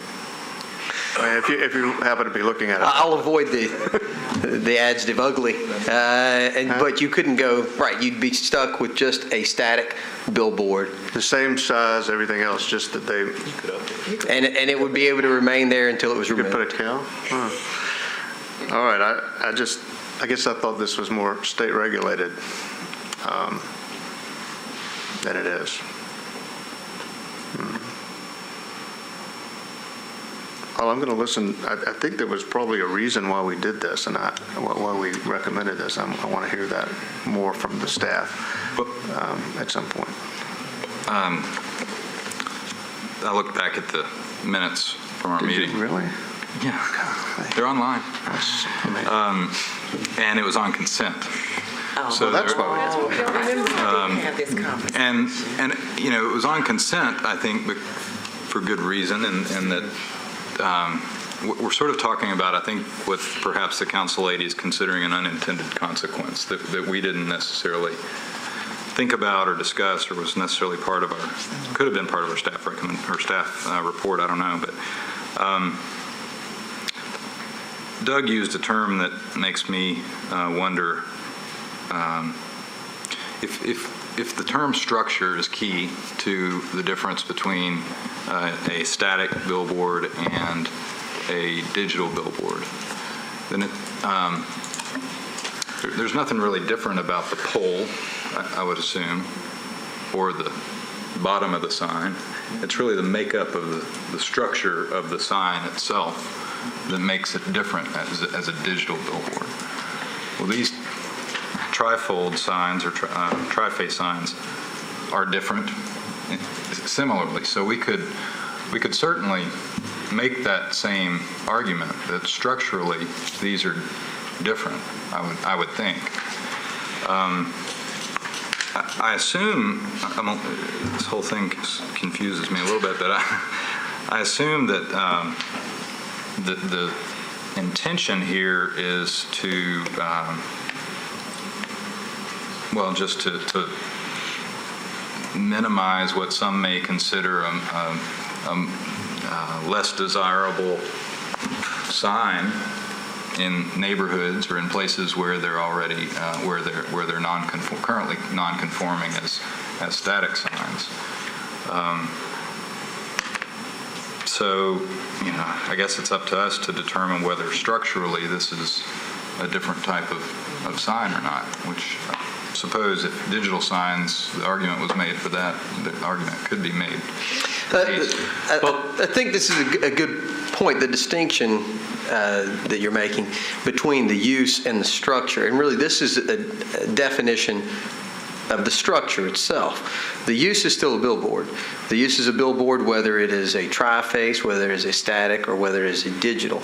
And so that use is still protected, and that billboard will be able to remain there. It can be updated at least as that type. It can be updated as a static billboard, or if there's one that's already existing as a tri-face or a digital, they could remain that way. It's just that they can't convert that structure over to something that they weren't doing at the time that the metropolitan government changed its zoning code to restrict that type of structure in that location. Are there regulations on how often static billboards can change their message? Yes, there are. Yes, they have to stay static, and staff may be able to tell me exactly. Static billboard, though, has to be physically changed. Yeah, I mean, are you saying it can't be less than every 5 days? I don't think there's any restrictions on how often you can change your message on your billboard if it's a static billboard. The tri-faced billboards are 8 seconds. It has to be still for 8 seconds and then it's the same as a digital message changing, the rules apply. So you wouldn't have the whirling signs, it would be 8 seconds in one place. So there's nothing that protects neighborhoods or communities from, on a static sign, from seeing a new message up there every day if the sign company wanted to do that, right? Physically go up and do it. That's right. Physically, if they want to get up there and change it every day, they could do that. Yeah, so, Mr. Chairman, I'm going to, if it's all right, I'd like to ask just for a privilege here. I think that there's a number of issues that we need to look at on this, and I'd like to ask that the commission actually defer this for one meeting and let us look at these. I've personally had a lot of experience with tri-faced billboards over my career, and I think there's some things I'd like to add to the staff report and stuff before we may do some things that'll give you a little better or different information on this. If it doesn't go to the commission, the public hearing is not up. Right, so we could bring it back in December. I would just ask that when you all do, and that would be fine with me if they want to go back and do some research, look at that, but also other kinds of moving billboards. We can defer this, but before you bring it back, I'd like to have a work session with the commissioners where this is presented. We can do that. Maybe an hour and a half period of time. Well, and if we're going to defer this, billboards are always an interesting subject. So I guess I would also like to ask the staff to, or at least I have a couple additional questions. Number one, just to know how many non-conforming billboards are in Nashville. And conforming, I would like to know, how many of those that we do have. And then also the council lady did say that there were other cities doing this, and I'm always interested in seeing what cities do it and if there's been any case law on it. I would like to know that. I mean, if we're going to work on it, I would like to know more information. I think those are some important factors for me to make a decision, especially the case law. Phoenix, Arizona is one that's currently looking at it. If we defer, I'd rather defer this till the January meeting because we've only got 4 weeks, and to have a work session that close to Christmas may not be. Well, we do need to do it before the public hearing. Has it Bill's been? Okay. But I can always defer that if necessary too. If you would commit to defer that indefinitely and let us defer here till January, where we're going to have a work session, if that's agreeable, then I think we can. Okay. Is there a motion to defer? So moved, definitely. Second. Motion second to defer. All in favor? Aye. Any opposed? Okay, motion carries. Okay, for item 5, what's now? We'll get any votes. You never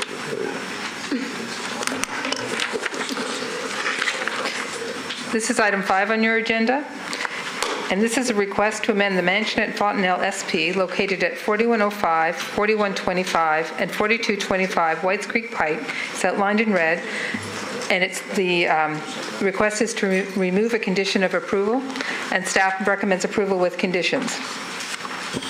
The proposed amendment would delete a condition of the original bill that limits the full-service restaurant, which I've circled in red, to serve wine and beer only.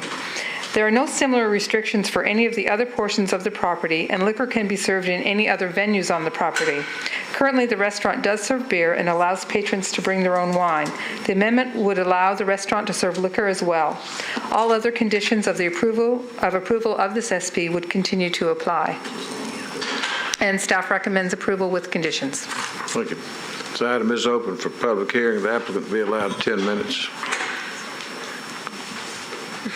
Thank you, Chairman and Commissioners. John Haas with Edge Planning, Landscape Architecture, and Graphic Design representing Fontanelle Attractions. We're in agreement with all staff conditions, and this is simply a rebranding of the restaurant to a more upscale menu, which is why we're requesting the change. With that said, we would respectfully request your agreement with staff's approval, and we'll be happy to respond if there are any comments. You'll be allowed 2 minutes rebuttal. Anyone else wishing to speak in favor of the applicant? Anyone wishing to speak in opposition?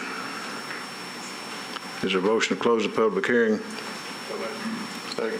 Motion second, close the public hearing. All in favor? Aye. Greg? Andre? I'll move to approve staff's recommendations. Second. Got a motion second to approve staff recommendations. Any other commissioners have any comments? Seeing none, all in favor, aye. Aye. Any opposed? Motion carries. Ready for item number 6.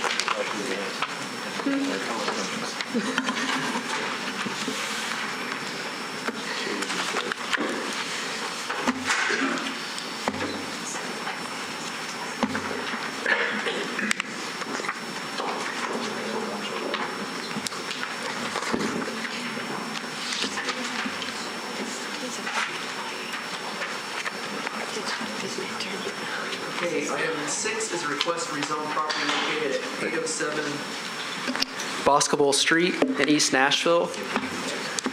The property is outlined in red. Staff is recommending disapproval. The existing zoning is single and two-family residential R8. It would permit 1 duplex unit. The proposed zoning is specific plan is intended to permit 5 multifamily units. It's also important to note that this is in the Edgefield Historic District and the Edgefield Historic Overlay District. This is in the East Nashville Community Plan. The land use policy is neighborhood general. That policy supports a variety of residential uses, including single-family, two-family, and multifamily. It also, and it supports a density up to 20 dwelling units per acre. The next 3 slides show the existing conditions on the site. The property currently contains a multifamily building. It was approved in the 1960s for 4 units. At some point, 2 additional units were built, and the property owner has been cited by the codes department. According to the applicant, the additional 2 units has been boarded up and closed. Oh, in the back, I see, yeah. This is another picture of the site, and then looking from Boscobel Street. This is the development plan. It proposes to permit 5 2-bedroom units at a density of 25 units per acre. The zoning would require 8 parking spaces. It provides 6 on-site parking at the rear in the alley, and then it will have 2 on-site or 2 street parking spaces, which have been approved by Public Works Department. The applicant is also proposing major exterior renovations to the building. Because this is within a historic district, then the elevation should not be part of the SP. However, if the request is approved, then staff recommends that no building permit shall be issued until the plans have been approved by the Metro Historic Zoning Commission, and this condition is included in your report. In conclusion, staff is recommending disapproval as the request exceeds the density recommended by the property's land use policy. This item is open for public hearing. The applicant will be allowed 10 minutes.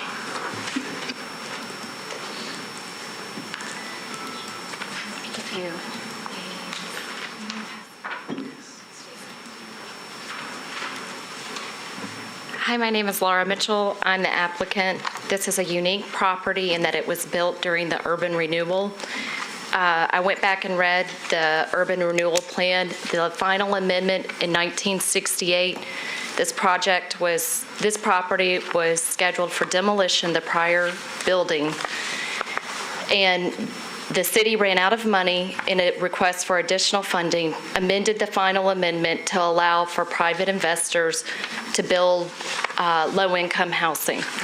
The original owner was cited by codes and told to tear down the existing structure.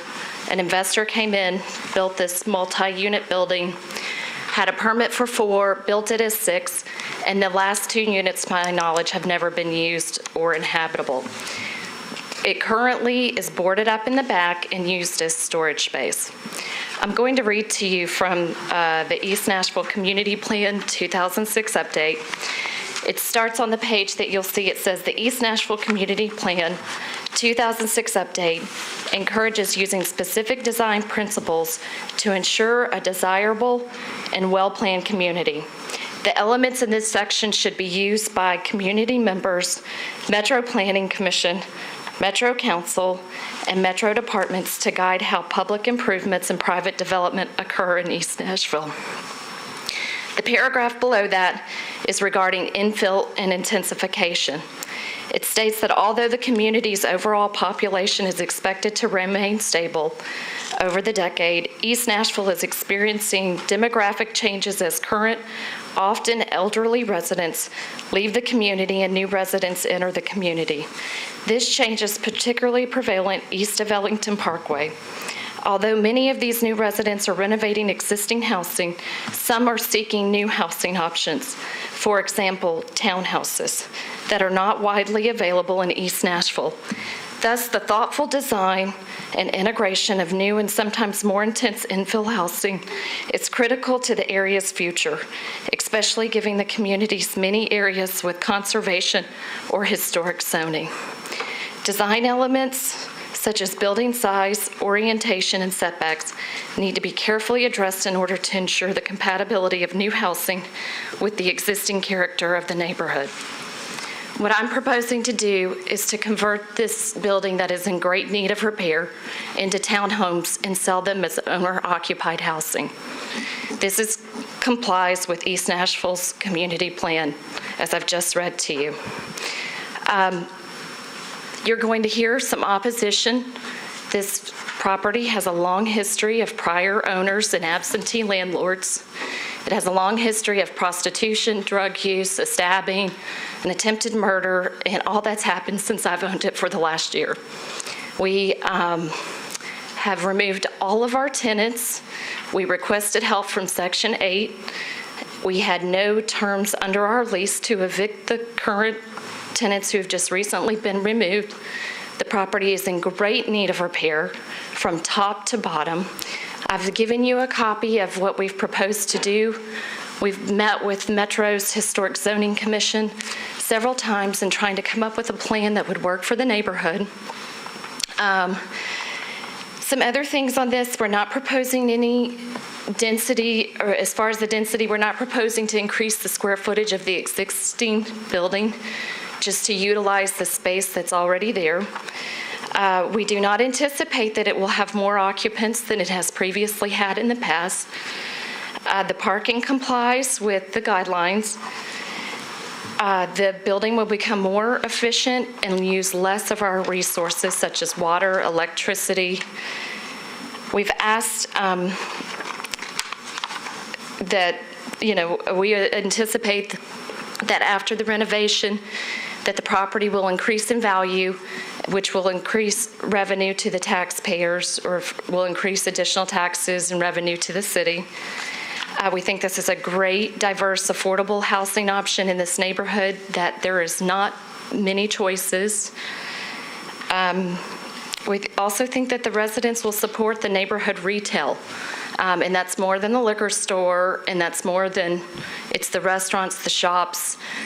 And I think in general density and having these compact neighborhoods promotes a healthier lifestyle with walking and less car riding and driving.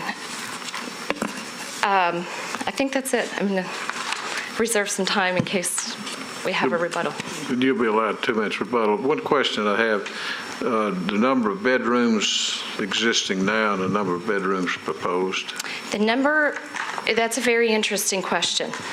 The fourth The first unit, the second unit, and the third unit all have 2 bedrooms and 1 bathroom. The third unit has approximately 3 bedrooms. The fourth unit, and it's sort of taken some space from the boarded up space to make an additional bedroom. One of the bedrooms, to create a walkway to make the third bedroom, they chopped it up, and so one of the bedrooms is only about 7 feet wide by 10 feet long, and it's just the unique condition of the property in that there's no room for a hall on the interior. The units, you walk into a living room, behind that is a kitchen, and then off the living room there are 2 bedrooms with a Jack and Jill bathroom between. So the idea of increasing bedrooms is not a very good option for this, because one of the bedrooms would be extremely, extremely small. Well, the proposal, how many do you have if this is approved? Our proposal is to have 5 units with 2 bedrooms and 1 bathroom. And the final 2 units would be 1 unit. Thank you.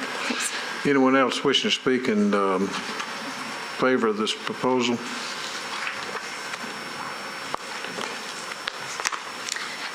Good evening. My name is Tamara Dixon. I live directly beside the property in question at 805 Boscobel Street. I live there with my husband and my 2-year-old son. We have lived at this address for almost 7 years. And let me begin by saying that living next to this property has been a nightmare. The property at 807 was owned by an absentee landlord, and as the building was well known for its drug dealing tenants, nuisance activity, and shabby, unkept appearance. We've lived through gunfire, domestic violence, break-ins, destruction of property, prostitution traffic, drug traffic on a daily and day and night basis. And our neighbors within the immediate area have all felt the potential danger of this property. I'm familiar with opposition to the approval of the rezone, and would like to explain to you why I feel that many of these reasons are without merit. One opposing view is that the lot size cannot accommodate the current density, much less what is proposed. My response is that the property has had 4 occupied rental units subsidized. One of the units frequently had a mother, 2 adult children, and 4 grandchildren living there. The coming and going of the drug traffic day and night, I can say with almost absolute certainty that the density of the proposed 5-unit townhome will probably be significantly less than what there has been there over the past 7 years. Another opposing view is that lot size cannot accommodate current parking.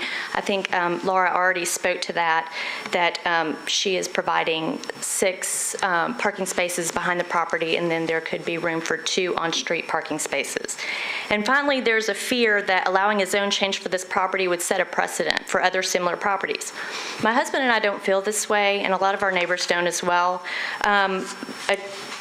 This property is very unique in character. I mean, the fact that it has been there and 2 of the units have been boarded up for 30-some years. The owner is not asking to add to the footprint of the building.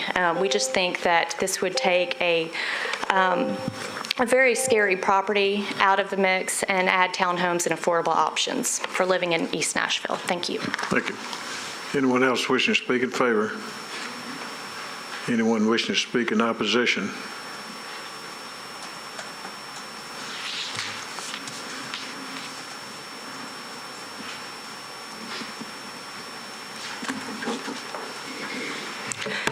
Good evening, Commissioners. My name is Carol Norton. I live at 801 Boscobel, 2 doors down from the proposed property in question. I'm here to speak in opposition because there are no guarantees that a rezoned SPR will fix what the nearby neighbors don't like about 807 Boscobel Street.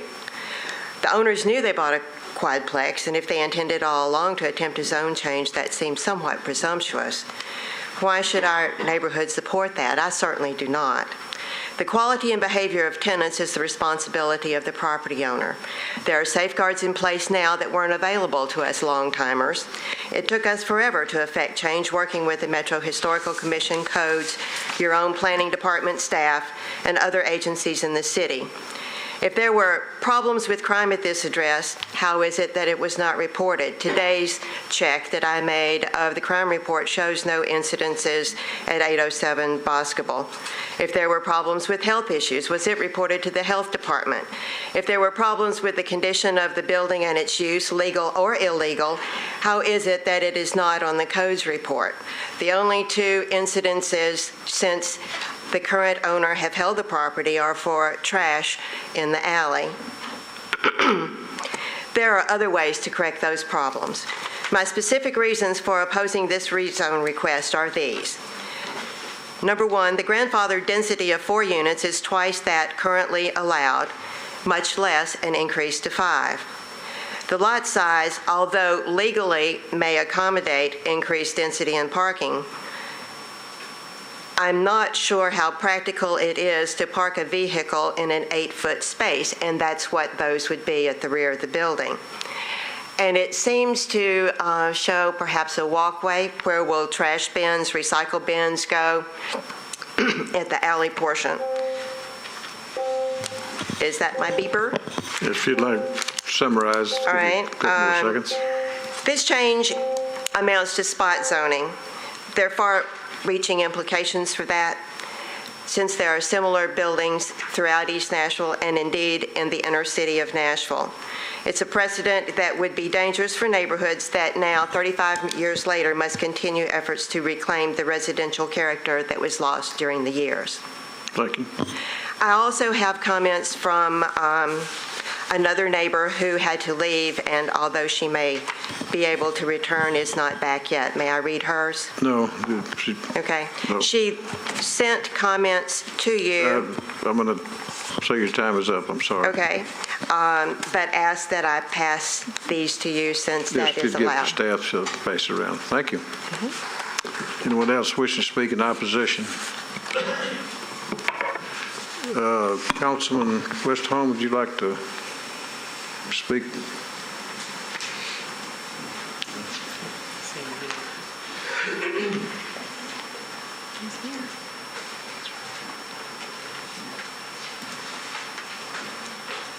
Thank you, Commission. My name is Peter Westrom. I'm the council member for District 6 over in East Nashville.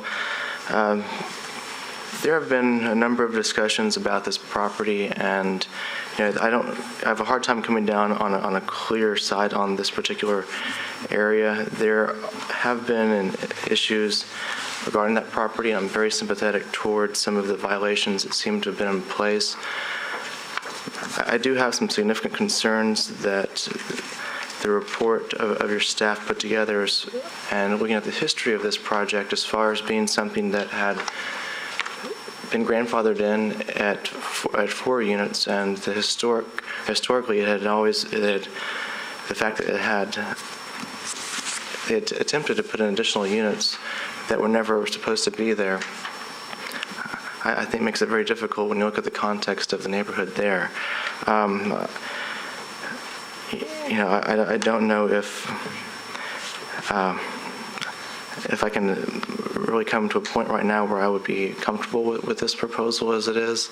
I am willing to work with the developer and the neighbors to try to come up with another solution if this one does not pass, but I guess I'm not going to make either a recommendation of myself at this time, yes or no, but there are concerns that I think that have held true and that I still don't quite feel comfortable. So I guess that does maybe kind of sound more of the against. So with that, I'll defer to your judgment. And if there are any questions for me? Thanks. Move to close the public hearing. Wait a minute. Oh. Yeah, she gets to know. Yeah. Wait a minute, is there anybody else wishing to speak in opposition? Okay. I know that changing this will change the crime and the problem in the neighborhood. I did the same thing on a property that's located on Fatherland Street, right behind this in the 800 block. It was a 6-unit building that was converted and sold as townhomes. The units sold for $195 a square foot, which was the highest price in the neighborhood. So demand was great and was paid for. This property as far as absentee landlords, I think the neighborhood has a lot of resistance to that. I have reported to the neighborhood that the tenants have stolen things from the other neighbors. I reported at a neighborhood meeting that the tenants were stealing keys and breaking in. I called the police on when the tenants got into a fight and threatened murder. And I reported a stabbing. So we have been very involved as a landlord with this property. If we don't renovate it, then I anticipate the same type of people will move back in. And due to the fact that their rent is subsidized, they pay their rent on time, and leases do not typically have a clause for wearing clothes or not cussing or, doing inappropriate things. The other issue I think someone had said is about the property, and it is very unique. It is one of those that you see and you're like, what else can we do with it? And we're looking for options. Prior to purchasing it, I contacted the councilman, I contacted planning, I contacted zoning, I contacted codes, and I contacted historic. At the time prior to purchasing it, none of them said that they thought that there would be opposition, that I would need to buy it and proceed with the process of having it rezoned. And one of the comments that I received from the councilman was, and this is prior councilman, was that if Davidson County intends to grow, it will have to do so through intensification or infill, that there is not enough land to continue to spread out. That us? 2 minutes. Obviously, it changed the Must be on the phone is going off. Okay. One question to the applicant. Do you propose this to be rental or this sales like the previous, when you said you renovated? I propose to sell it this spring. So these be owner occupied? Okay. And one other thing, I tried to sell it previously, and since I've owned it, and they could not get financing because the appraiser stated this was a 5-unit building, which made it a non-conforming Fannie Mae, Freddie Mac loan. So selling it to someone unless they have cash is not going to be an option either. Okay. Thank you. Is there a motion to close the public hearing? So moved. Second. Motion is second, close the public hearing. All in favor, aye. Aye. Any opposed? Greg? I'm interested to hear what my fellow commissioners say. I think that I feel like on this particular property that the applicant is moving in the right direction somewhat, but I don't think that it's in its final form in my mind. And that's all I have to say right now. I'd like to hear what the other applicants say. I think it's a bad situation. But I don't think that this particular plan may be the solution. So I'm going to listen to my other commissioners. Andre? Well, I have to say this looks very familiar to me because I redeveloped a site that's 50 feet wide in Germantown with 5 units. And the zoning there is MUN, and it's near historic houses. This is ringing very true to me. So I realize that the zoning only allows 4, so I kind of want to talk about that. But as far as the practicality of reducing this from 6 to 5, I think is what's at hand. It does exist already, and it's working great, and there's room for trash. So I want to figure out that question because that's a good question. But I also wonder then I guess I want to ask the applicant, do the numbers just not work if you do 4 units? Is that why you've chosen 5? I mean, could you do 4 and maybe have one that's a little bit bigger, and so it's a different price point than the other 3? The numbers don't work at 4 in renovating it fully. It needs new heat, it needs new air, it needs plumbing, electrical, it needs to be stripped down to the studs. It needs all new concrete work and structural foundation work. At this time in this real estate market, it doesn't work as 4. It could possibly in the future. One of the reasons I propose to come here is whether you deny or approve, at least I don't have to take the phone calls anymore from the neighbors complaining about the tenants. If you choose to deny, it stays as it is. When the market improves, we can look at doing it at 4. But at some point, I get, we're just tired as landlords as, give us an option. If you want change, let there be change. Your plan calls for change. It calls for townhomes. That's what they put in 2006. Thanks. You answered my question. I'm looking at the community plan as well. I guess I'd almost want to look at a general area to see if there's some other opportunities like this. I'm thinking about the concern of whether it's spot zoning or not. If it's conforming with the plan, or if there's some other places that might conform with the plan where we might amend the plan to allow this and be more proactive about it, then might we do that as a whole with a number of sites, just to allow policy to change so that it matches the plan with the zoning potential. Not that we'd be rezoning, but that we'd allow for potential. That's just a thought to address that issue. I think the plan in here and the policies in here, I think, are pretty effective in being implemented. I think that there's a little stretch in trying to, and there's a number of places where you have a whole variety of housing types. What you have here is one lot that's in the middle of a block. And I don't think there was ever the intention of the policy to assume that every single lot is going to have a different housing type. You've got to have a certain continuity there. And there are a number of spots where townhouses in this neighborhood are both appropriate and being built, and duplexes and quads and everything else. I think that I would probably challenge anyone that almost every street in this district has as much housing diversity as any other street in any other neighborhood in Davidson County. But I think that the councilman is right. I think there's been a lot of recent discussion between the applicant and the neighborhood, and I think that whatever the commission does, I think that it needs to continue working forward over the next, before it gets to council, to try to see if there's something that can be worked out. I think the applicant's right. They did another project on the adjacent street and was successful. I don't think, though, that there wasn't any need to change the zoning on that case. So that's kind of the issue. Isn't whether they'll produce it. The issue, I think, is more of how you deal with this and what this does in terms of whether you're setting a precedent or whether it's going to be compatible. I think the issues are real, and I think there just needs to be a lot more discussion and working out with the community before it gets to public hearing. Well, in that conversation, I'd weigh in philosophically, too. I'd point out that the property that I own and redeveloped is rental.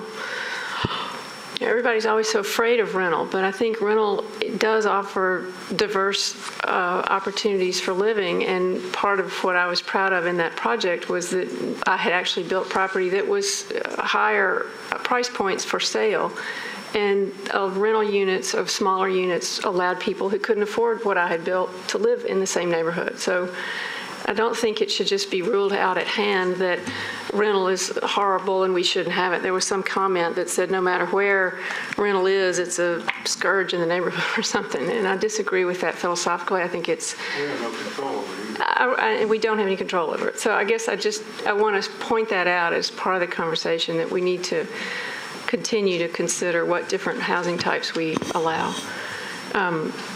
I guess my point is I think there's work to be done, but I'm not totally adverse to this either, so I'd love to hear what everybody else says. Yeah, we need to remember we were all renters at one time. That's right. All of us and everybody in the room. Well, it's too exclusive to say that.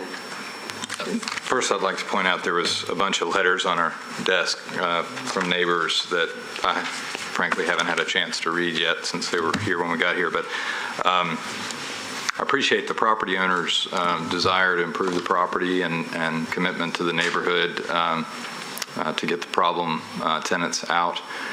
And I wish her luck. I do think, again, while rental versus home ownership really shouldn't play into our decision making and we can't control it, selling these units right now might be a challenge regardless of whether you've got 4 or 5 or 6. But renting these units right now are not going to be a problem at all. The rental market right now is as good as it's been in a long time. And so that I'll point that out, that I'm not sure that we can, I'm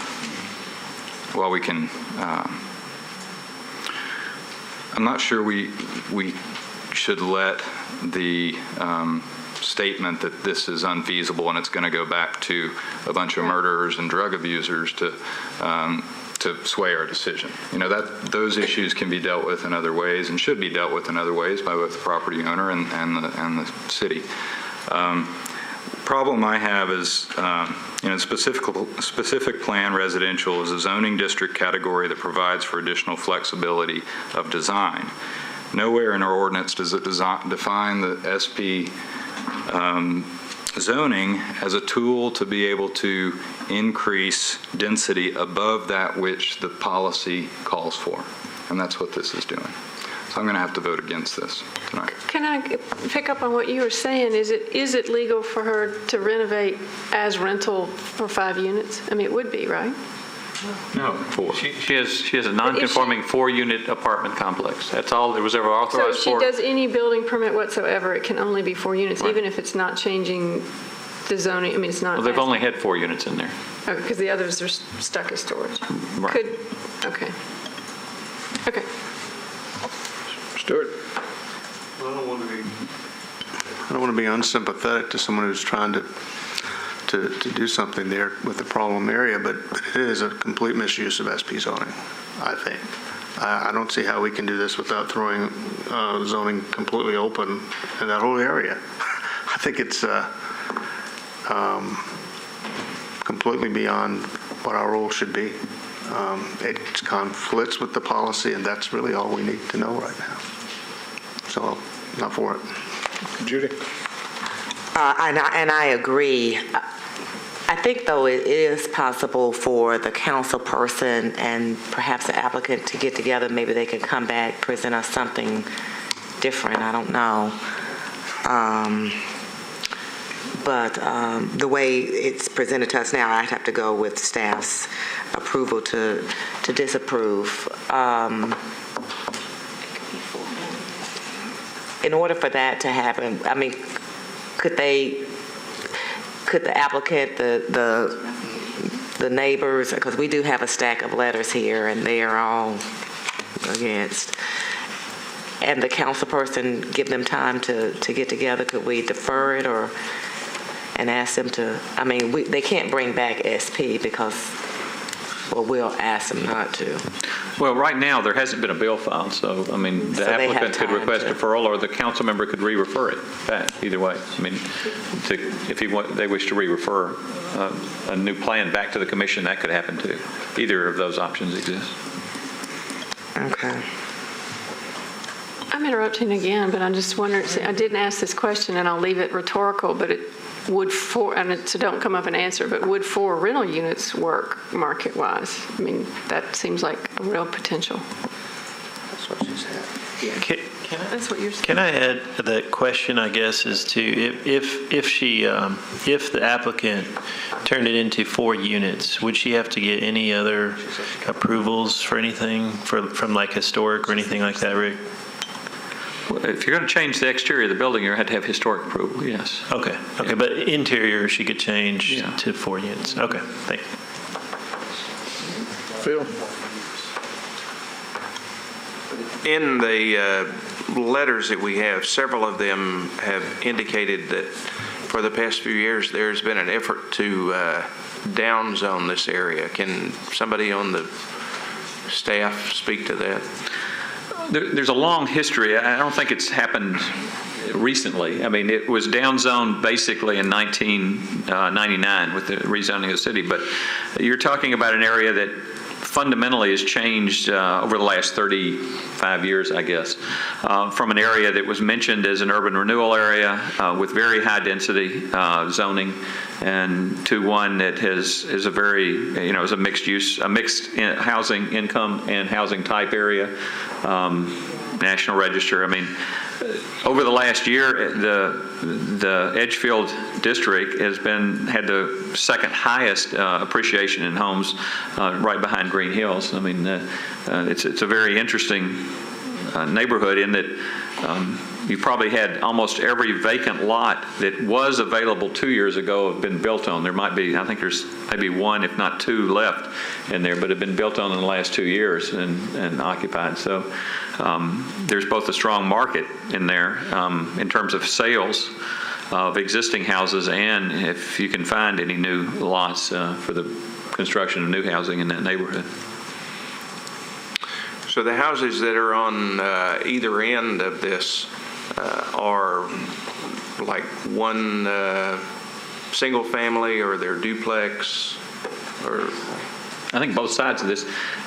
One side's, I believe, a large owner-occupied single family. The other is a rental unit. It's a smaller rental unit, I believe, if I'm not mistaken. It's next to a large owner-occupied. I think the rental unit next to it, the one here on the, which would be the smaller unit to the, I guess, to the right of that, I think is owned, if I'm not mistaken, by the same owner as the house on the large house next to it, I believe.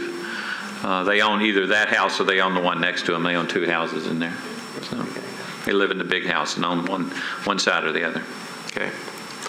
I agree with some of the other commissioners that the purpose of SP is not applicable in this particular situation. I mean, that's not the purpose of an SP, is to circumvent existing land use policies or current zoning.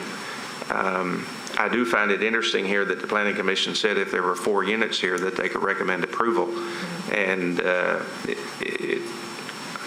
you know, I'm not a developer here, but two 2-bedroom units and 2 3-bedroom units that could be at a higher price point, looks like that could work. I don't know, but I cannot support an SP zoning for this particular situation.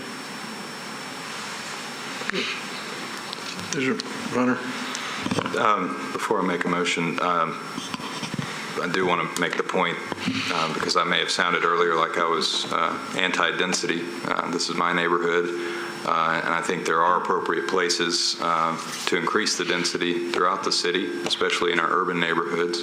Our policies allow for that, and even in these areas. But for the reasons the Commission's talked about, I'm going to recommend, or I'm going to make a motion to support staff's recommendations.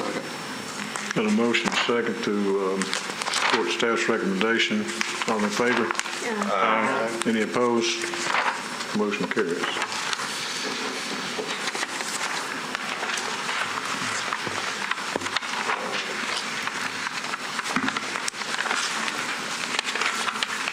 Jason, I guess we're ready for item 8.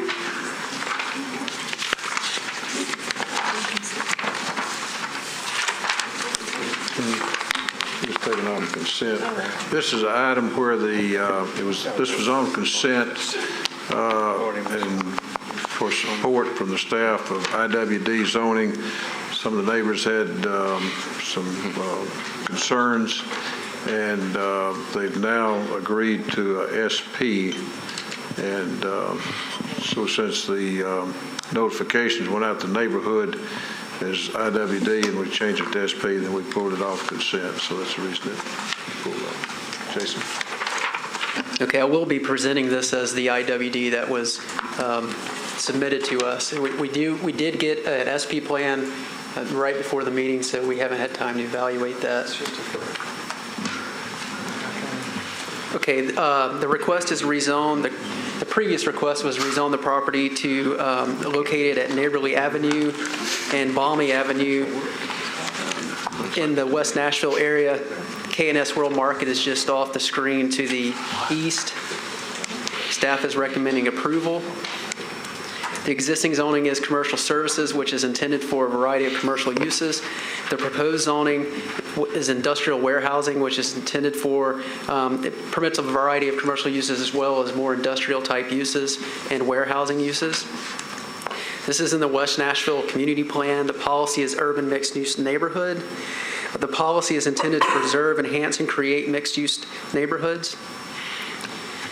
The proposed IWD zoning district is not fully consistent with the policy. However, after close inspection of the conditions in the area, of the existing site conditions in the area, staff finds that the proposed zoning district is consistent with the surrounding development pattern.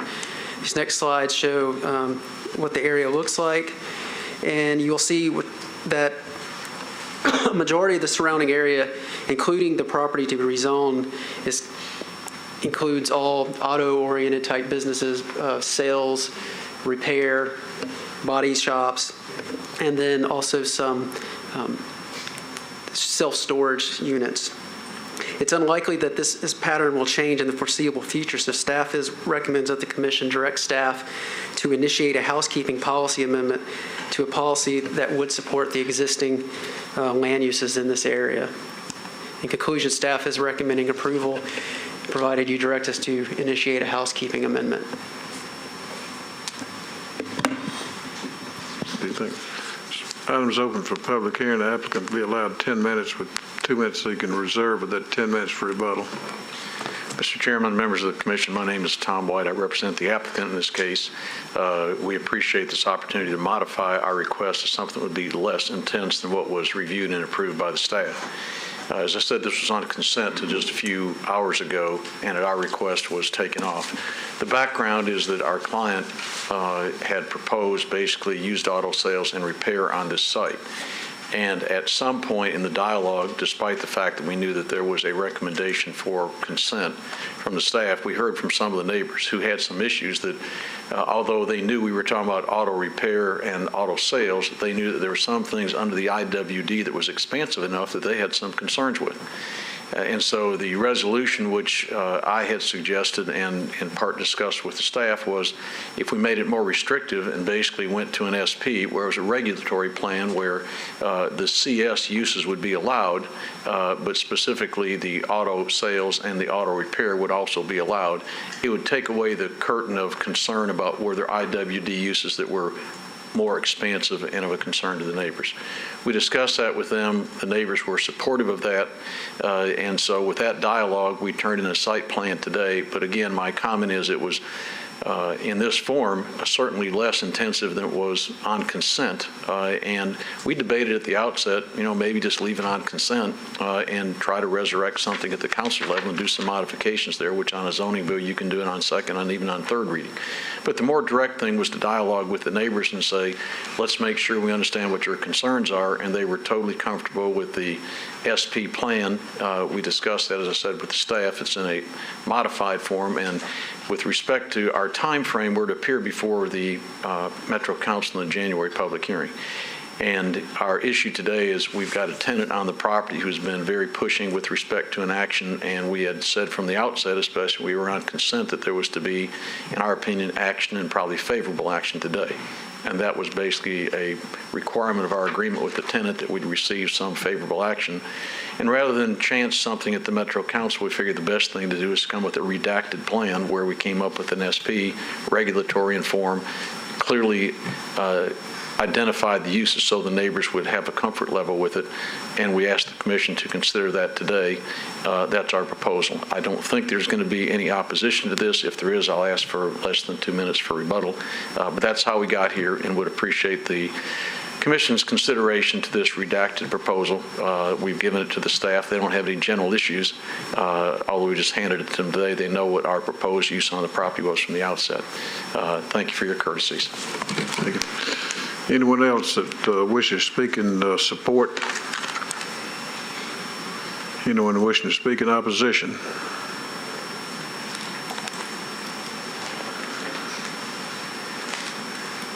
Good evening, Commissioners. My name is Doug Simpson. I live at 6018 Hill Circle. It's at the top of the hill right above that. And they spoke about talking to the neighbors, and I had received some mail about that, but I didn't speak to anybody about that. I spoke with Buddy Baker and told him I had concerns to know why they wanted the change, but and I would be okay with some of the changes if it just stayed auto, but I did have a few questions and concerns. Is it okay to address that? One question was, does the proposed change open the door to other businesses in the area changing to any of the other IWD zoning? And then also, does the applicant need the proposed change? And I guess that's assumed he does for what he's wanting to do. Can the proposed change be done in such a way as to prevent all the other allowed uses under the IWD zoning or limit those uses? So that would be my questions. If he's just wanting to do the auto body and that would, or the automotive, that would be fine. But I just had some concerns about any of the other uses and wasn't involved in any of the discussions that he spoke of, so. I'll ask staff to respond to that. First question, with this, if the IWD, if it was zoned straight to IWD, yes, it would permit all the uses that are permitted in IWD in lieu of the use that's there today. Your second question, do they need the zoning? From what I understand, they have been cited for one of the properties does not have, it's not zoned for that use, even though I think it's been there for a long time. I looked at 2005 aerials. It looks exactly the same as it did then. So, but they need this zoning to permit what they have today. And the last question, what they're proposing now to do SP would be to limit it to just the uses they are doing today or what's permitted by the current zoning. So yes, they can do that. Okay, I would be for that change if it was limited to what they're doing now. There's a lot of automotive. What I end up getting on my hill at my house is that a lot of the automotive places come up and test drive their cars around the center of the hill at about probably 60 miles an hour, no exaggeration. But there's not a lot of people up there. I own quite a few properties up there, and I foresee a lot more dense housing eventually, hopefully, in the future. But the only downside I can see is any other industrial uses. There's some paint shops, and every now and then you get fumes of paint coming up, things like that. But I'm okay with those changes as long as they can't do other industrial uses. So, thank you. Thank you. Anyone else wishing to speak in opposition? Is there a motion to close the public hearing? So moved. Motion second, close the public hearing. All in favor, aye. Aye. Any opposed? Greg? So I'm new, but if it's proper, Mr. Chairman, I would make a motion that we change to an SP from IWD. Can we do that, or is that a proper motion? The motion would be, and again, we have not seen the plan, so I'm going to craft a motion, and we'll have to do it. Basically, the motion would be to disapprove the IWD and approve an SP with the allowance of all CS uses and then certain automobile uses, which we have, and we need to look at that to make sure that the automobile standards are consistent with what we do for other automobiles in CS zoning. But that would be basically the motion there. That's my motion. What's your motion? That's my motion. Okay. Is there a second? Phil? I have a question on, are we moving just to SP, or is this to an auto SP? No, well, it's in effect an auto SP, but the auto SPs technically are CS plus the automobile uses with those conditions. That's a typical auto SP. Yeah. Right. But it would carry the conditions. It would carry the normal automobile conditions. It would allow any of the CS uses and then the additional automobile uses with those conditions. Right. Okay. Hunter? A couple of questions. So do I understand correctly that the use that's currently there is the use that's intended, but it doesn't conform to the zoning? Isn't allowed under the zone? Correct. That's my understanding. I've looked, like I said, I looked at aerials from 2005, and the property looks exactly the same. I don't think it's the same cars, but there's still a lot of cars parked there. So do all of the other automobile-oriented properties in this area that are all also zoned CS? They would be non-conforming. Yeah, and that's the reason we don't see them changing anytime in the near future, because the zoning has changed where they have to be an SP. So it's people that have their business established, they're not likely going to move somewhere else when they have to go through a zoning. So they're legally non-conforming? Correct. And this Correct. property is not legally? No, it would be legally non-conforming unless they have established a business since then, or if they want, I mean, there's any number of things. They may want confirmation for financing or any number of things, and they've got a non-conforming use, and they're trying to become a conforming use. legally conforming. So I don't know what the specifics are. We just had some general discussion with us today, but we thought regardless of what their individual circumstance is, the zoning is appropriate because the uses are appropriate in this location with the normal conditions that we have. I thought he said they'd been cited for not being. They may have been for having they could have had a use that's come in there since 2005. Yeah, I've had mixed information. The last I heard was that some of the properties have legally auto uses, and I think there's one property that may have expanded on at some point in time, and it was never permitted. So one of the properties may not have a permit for that use. So I think they're just trying to get everything in one basket. If it's different parcels. Correct. Yeah, there's 4 parcels here. I guess the other point I wanted to make is, first a question. If we approved this as IWD today, the council member could change it at council? That's correct. Okay. I'm sort of inclined to do that. I have some concern about, and perhaps we've done it before, I don't know, but I have some concern about using the SP tool to basically just take a zoning district, CS, and add a couple of uses to it. Don't think it was originally intended to be. Well, but the automobiles were intended for that. I mean, basically, it said that you had to have an SP to have those automobile uses. I mean, that's. So, I mean, Doug, you have something, I mean, that was... I was just going to say, if the commission's going to consider the approval of the application as IWD, and that also feels that the SP would be appropriate too, just ask that you voice both of those, so that we don't get in a situation where you've got approval for the IWD and that council it changes to an SP, and then someone feels that it has to come back here. That when in fact the SP has been presented, wouldn't allow for uses that are any more than what's permitted in the IWD. I think that the SP that's being requested is really uses that are allowed in an IWD, but just fewer, just pared down. So my point is that if you do want to stay with the IWD, but you also, if the commission also feels like they could approve the SP that's been presented, just to make both of those part of the motion, so that it's clear to the council when it goes to them that a rezoning of either would be acceptable by the commission. Except we don't really have any details of the SP, unless it's just simply to those uses, because that's all. Right. This commission could articulate what that SP, the uses, so we could would be approved. Add design constraints or whatever. Let me interrupt the commission a minute. I didn't allow the applicant for the 2-minute rebuttal. So if you'd like to say something at this time. Chairman McLean, I appreciate that courtesy. What I wanted to comment was there's an issue on the site about whether the whole thing's legally non-conforming or not. That's the issue of the citation.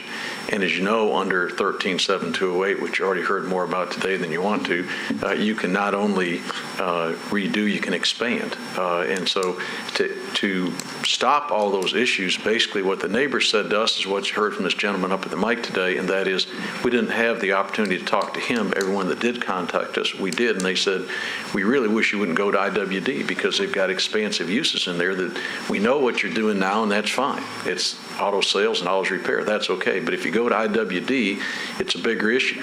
We knew that the councilman had indicated receptivity to the IWD, but we felt like it'd be far more comfortable for the councilman to know that we worked out with the neighbors, which is generally what the district council person wants you to do and what the commission urges us to do. That's why we went to the SP with the 2 uses that have been identified, but it's clearly far more expansive under the IWD. That's going to cause the calls to the councilman, the calls to the other people involved, and that's why we just said the simplest thing to do is what we've indicated. And we're perfectly happy if it's approved as Commissioner Atkins moved. We'll work with the staff on the conditions. It's a regulatory plan. We're not into elevations and other things. It's basically a regulatory plan, and if it's approved in the fashion as couched by Commissioner Atkins, we'll work with the staff to make sure it is acceptable before it gets to the Metro Council. We'd like to avoid the councilman and other people getting the calls and come to the public hearing at the council in January to hear concerns about issues where we don't want those uses on the property and the neighbors don't want them. We're limiting them. Auto sales, auto repairs. So we'd respectfully ask that it be approved in the format as indicated with our commitment to work with the staff so that it comes up in a form that the staff does support. Thank you. Thank you.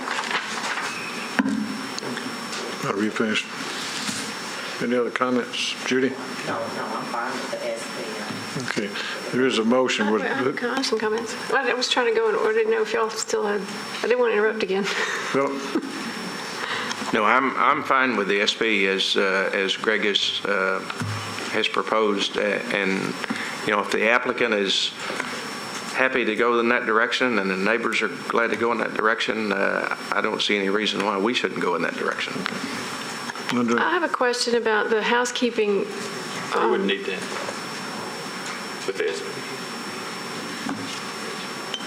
So that would just be for the IWD? Right.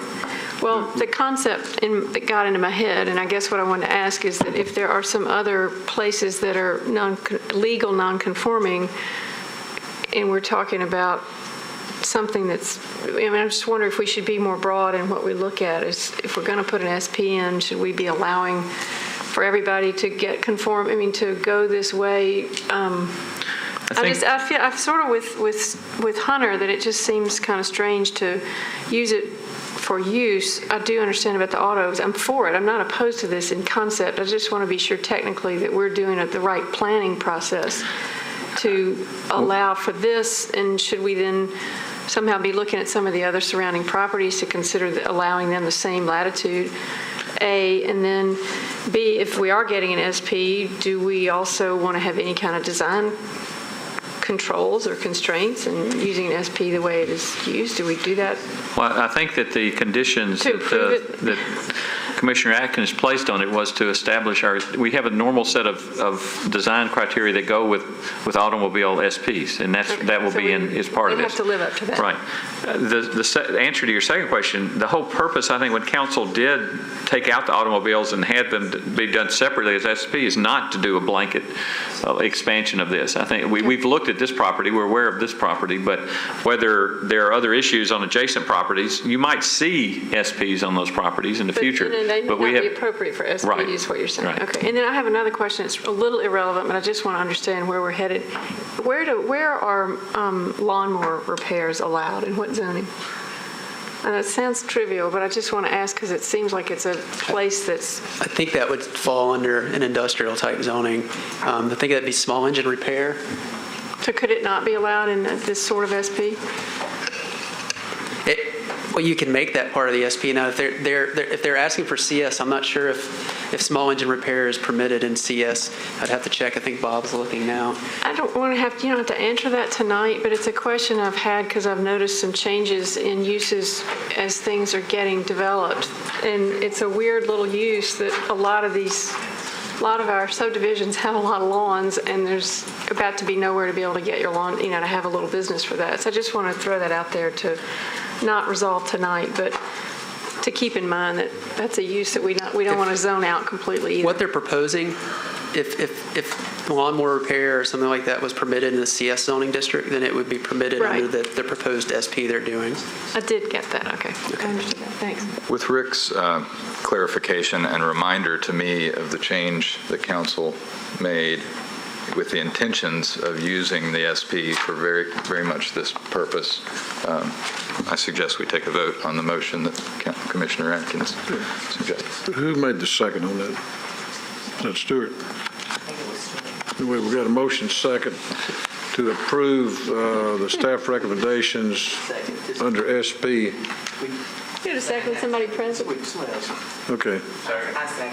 Okay, got a motion and a fresh second then to approve with the staff recommendations under SP instead of IWD.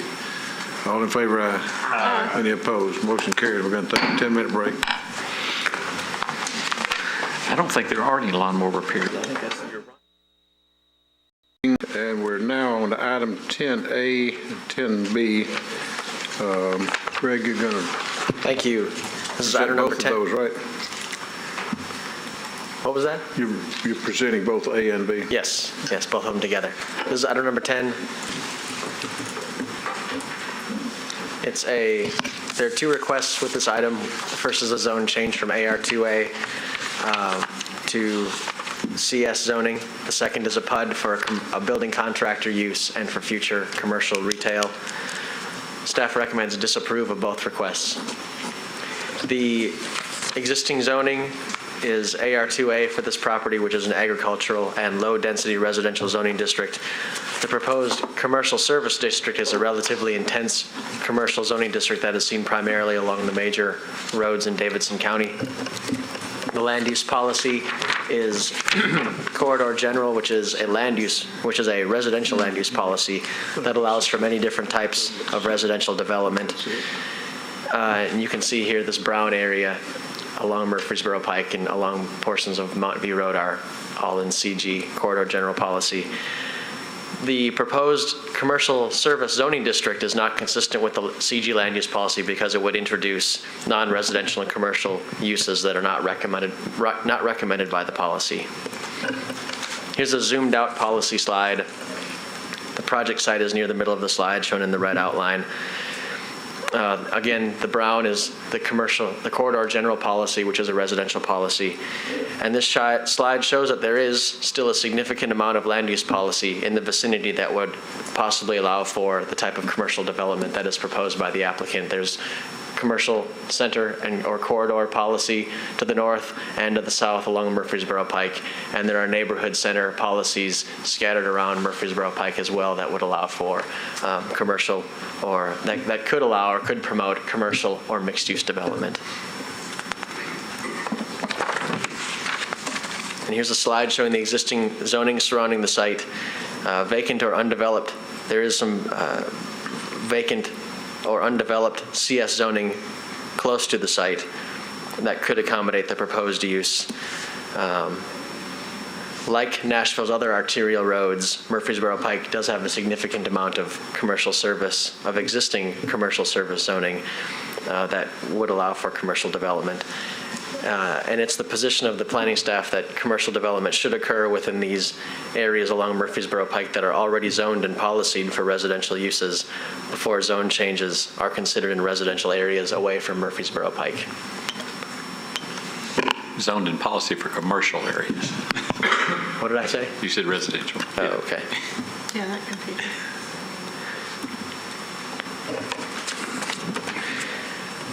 Here's a site plan showing the proposed PUD. The plan on the bottom shows the immediate proposal to use the single-family structure and the site for a building contractor use with added parking and a proposal for a monument sign out along Mount View Road. The top plan shows the intent for future development on the site into about 11,000 square feet of retail and commercial uses. If approved, conditions of approval for this project include requirements for signage, signs, and landscape buffer. Some additions. There should be some additions to the conditions of approval. The community plan identifies a planned greenway running along the back of the site. The PUD will be required to include an easement for this planned greenway prior to final site plan approval. And another condition, the planned unit development will be required to comply with Section 171690 of the zoning code for building contractor supply because it is permitted with conditions use. To close, staff recommends disapproval for several reasons. The proposed zone change to commercial service zoning doesn't meet the intent of the residential corridor general policy. The proposed commercial use is not consistent with the single-family character of the properties adjacent to the project site, and other locations for commercial and mixed-use policies and zoning are available in the vicinity along Murfreesboro Pike. Item's open for public hearing. The applicant will be allowed 10 minutes, and you can keep 2 minutes set back for rebuttal if you'd like.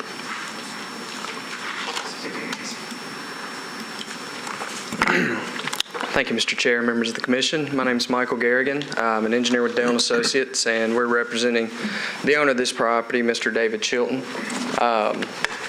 It's pretty simple. This all kind of started when David came in our office and wanted to get the proper zoning for the use of this structure that as it sits today, which technically is builder contractor supply, but specifically what it is it's an office for his plumbing business. There's no outdoor storage. There's no customers in and out. You've seen a lot of the home business coming in, getting an SP so they can continue that. We didn't feel that was appropriate whatsoever. On the flip side, a base zone change didn't seem appropriate, and Councilman Duvall asked us to come up with something that gave him and his neighbors a little bit of built-in protections other than just a straight base zone change. So that's where the all-elusive PUD came from. It's probably been a while since you've seen that. I forgot how to fill out the application. But basically what it does for us is it gets our client the need that he has, which is to conform with the use as it is today, but it also puts into place a master plan for the property that, although it may not meet the corridor general policy, we certainly feel it's appropriate. I mean, if you go back to that corridor general slide, there's a lot of existing commercial zoning in it, as well as the parking lot of the Publix. Does the Publix encroach into the corridor general? Do you know, Greg? I guess my point is there's a lot of new retail that's going on out here right now. Immediately south of this is 11 acres of base zone shopping center property that doesn't have to rezone or come before anybody's. They just develop under the code. There's a lot of speculation of 2 or 3 big box anchors. That may be speculation, whatever it is. 11 acres the SCC is going to develop in pretty dense strip center style. And we feel like being immediately north to that in more of a neighborhood scaled and oriented commercial provides a transition into what could then become corridor general, as opposed to having multifamily or single family backing up to heavy residential. And additionally, across the street's the Hamilton Hills UDO. The portion of it directly across from this property is commercial mixed use. So there's commercial planned across the street, there's commercial planned to the south, and corridor general north. So we feel like although it may not meet land use, that we do feel it's an appropriate use of the property. The letter that passed around is a letter of support from Councilman Duvall. He asked that I pass that out. He couldn't make it tonight. So on behalf of him and also Mr. Cozy, who owns the property south of this, and my client, we ask for your support. Thank you. Anyone else wishing to speak in support?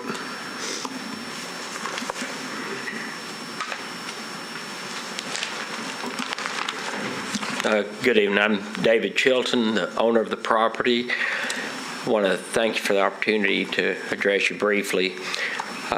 Not only am I an applicant for this request, but I'm also a resident of that neighborhood. I live roughly 1 mile from this property in question, and therefore I desire this type of enhancement also as a resident. The plans, I feel, are conducive to attracting new business that will, number one, enhance the area.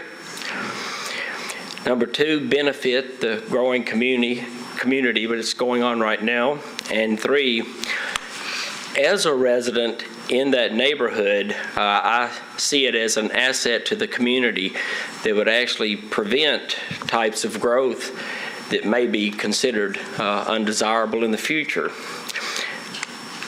And again, I thank you for your time and consideration. Good night. Anyone else wishing to speak in favor? Anyone wish to speak in opposition? Move to close the public hearing. Does the applicant want to rebut what you heard here? Is there a motion to close the public hearing? So moved. Motion second, close the public hearing. All in favor, aye? Aye. Any opposed? Phil?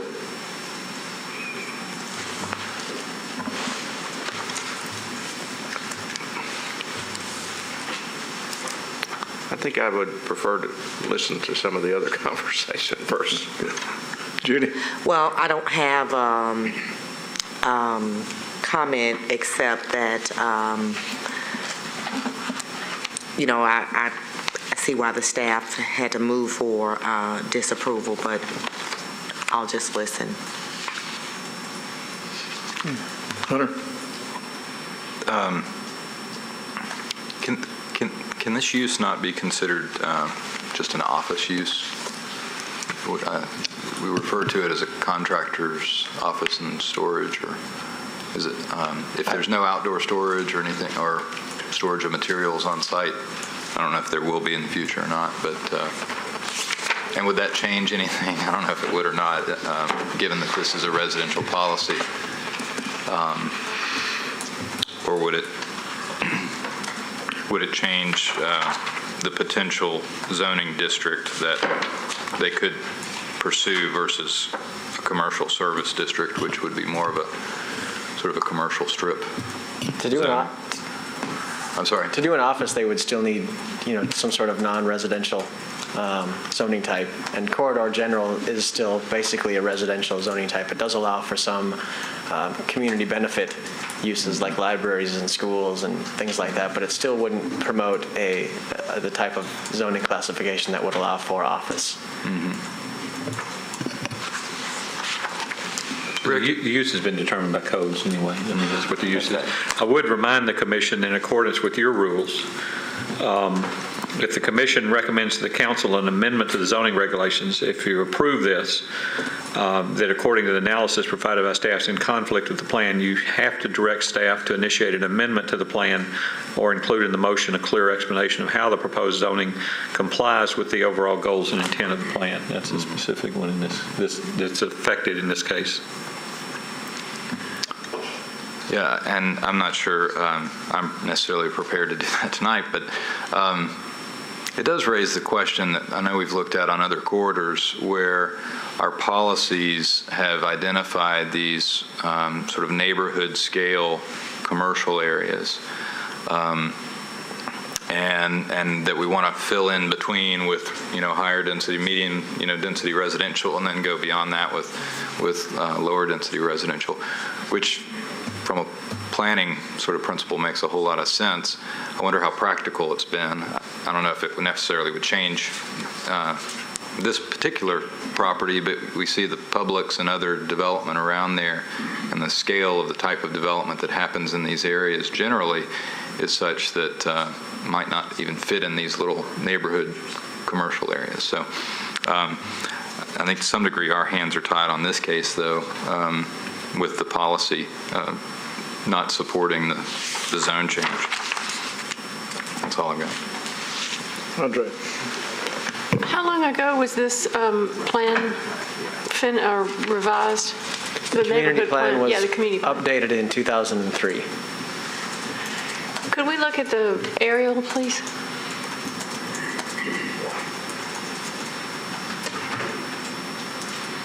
I think you've got a larger. I do, if you want to look at the larger area. Yeah, a little bit farther out. There. That helps, thanks.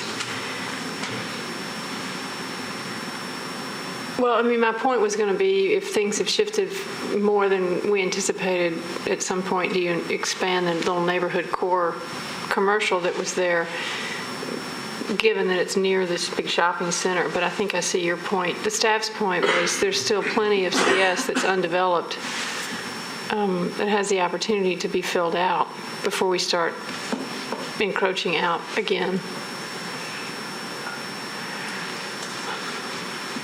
Oh, listen. Greg. Back to you, Phil.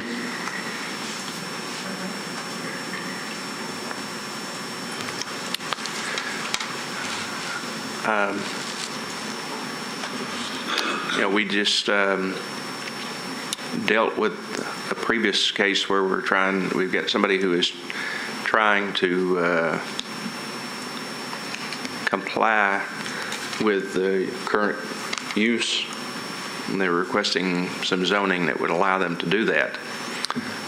And this is kind of what I see here, but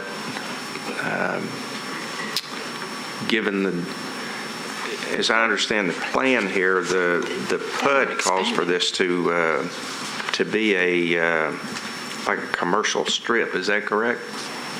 The PUD plan shows the possibility for future, shows the intent for future development into retail and commercial uses on the site. Right.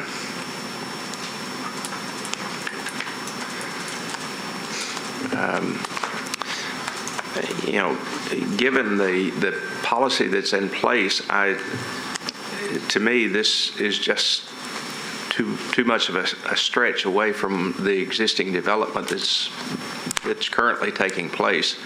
And even though this area may, at some point in time, develop commercially, I agree with Commissioner LaGuire there that this is kind of a jump into the off of the main arterial area there to start this kind of thing at this point in time. Judy? So to that end, then I move that we approve staff's recommendation to disapprove. Is there a second? Second. Got a motion second to go with staff recommendation. Any other comments? All in favor? Aye. Any opposed? Motion carries. Okay, we're here for item 11. Is there anyone, before you go to that, I thought it was deferred. Item 11 was deferred to December 8th. Which one? I thought it was deferred to December 8th. Item 11? Yeah, I mean, excuse me, item 12. Okay, sorry. Is there anyone in the audience that's in opposition to item 12, which is renaming of Centennial Place to Wayne Wise Place? Good evening, Commissioners. I appreciate the opportunity to speak. I work at Cisco Food Services of Nashville. We are a resident out on Centennial Place. We moved out there in 1975. I noticed in the notes that the road was renamed from Prison Farm Road in June of 75, and we moved out there in August, so we're glad that they changed the name from Prison Farm Road. We've been out there for 36 years. We do in excess of $375 million. We sell to restaurants, institutions. We carry an inventory of $15 million, 12,000 items. All of our product comes in freight line. We receive in excess of 400 deliveries a week, inbound freight. The large part of that freight line business is independent. While I do not know Mr. Wise, Western Express has been a good partner out there and a good neighbor. Boral Brick is across from us. The renaming of that road would cause us to have to go out and reissue directions. We have customers that come to our building sometimes 2 and 3 times a day for reviews and sales process. So we would have to reissue directions to all those. We would have to put it out on our invoices and on our freight bills, purchase orders. So we are in opposition of it. I feel sure that Mr. Wise was a very nice man. To have a road named after you is a great honor. It should be reserved for great men, and he probably fit that bill. But we are in opposition of it. Okay. Thank you. Any questions for me? Anyone else?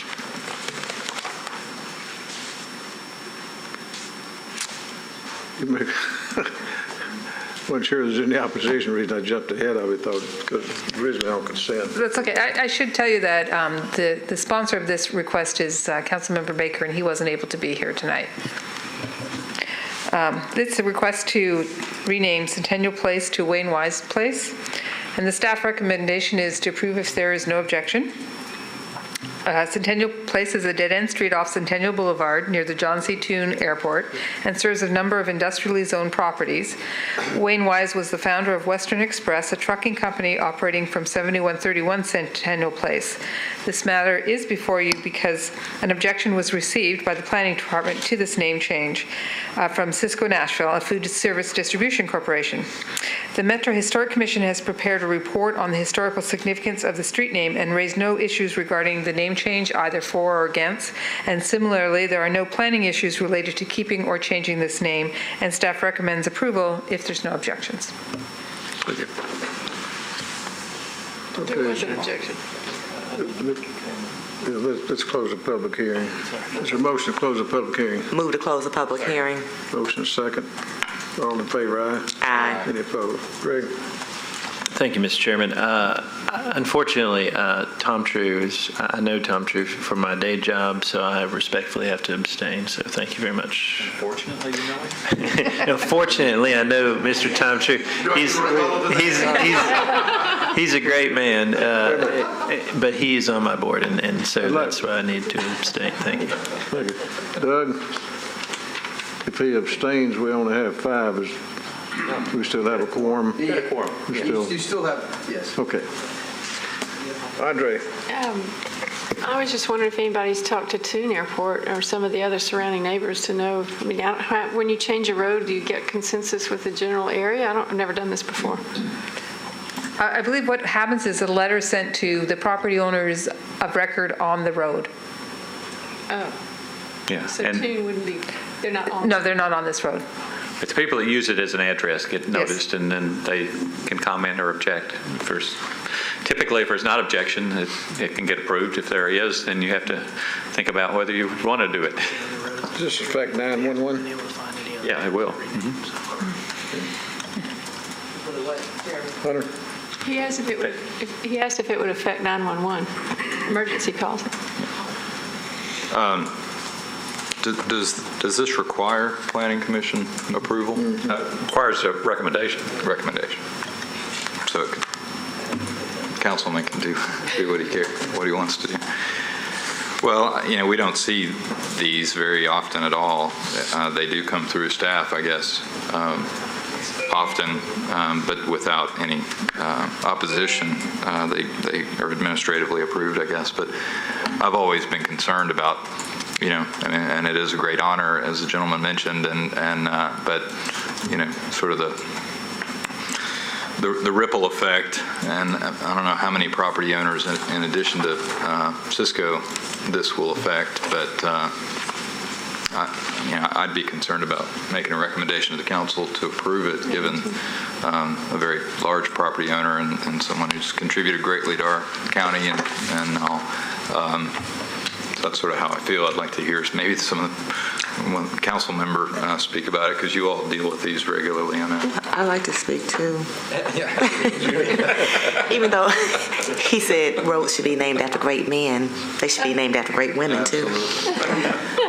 But we have had these to come before us before, and my comment then and as it is today, when there is opposition, and the opposition is usually because it cost so much money for the business owners to make all of those changes. I have seen in some cities where the road remains the same, but right over top it'll have that person's name on the sign. Do you all know what I'm talking about? Mm-hmm. We may be able to do something like that for Mr. Wiseman, but I would be, with the objection, I would like to send a recommendation to council that we not approve the name change. Phil? When we've had these issues come before the council before, like she said, there is concern over cost. And does the staff, how many properties are actually in this affected area that the name would be changed on? Do you have any idea? I think that looks like there might be about 10 parcels. Okay. So is Cisco the largest? Okay. It's being developed on now. It was the original entrance to John Toon. You came down Centennial Place, or Centennial Boulevard to Centennial Place, and then came down, and then they moved the entrance from John Toon to the other side. Right. But it has developed that. But I'm asking, you're the largest entity of the ones that are there. So do you have any estimate on what it would cost you to change your letterhead and your business cards? And No, sir, I'm not prepared for that kind of much. would you think it would be substantial? I would think it would be substantial, yes. That's always the case. And, Rosa Parks Boulevard has changed downtown, and not long after that took place, I drove around one day for the better part of 40 minutes trying to figure out where a particular address on Rosa Parks Boulevard was. I knew where it was on 8th Avenue, but I didn't know where it was, and this was sometime afterward. So there's that mitigating factor that even though this changes and you change your address, people that are accustomed to where you are, that creates confusion. I just... GPS has to be updated also. That's a fee. They'll do it.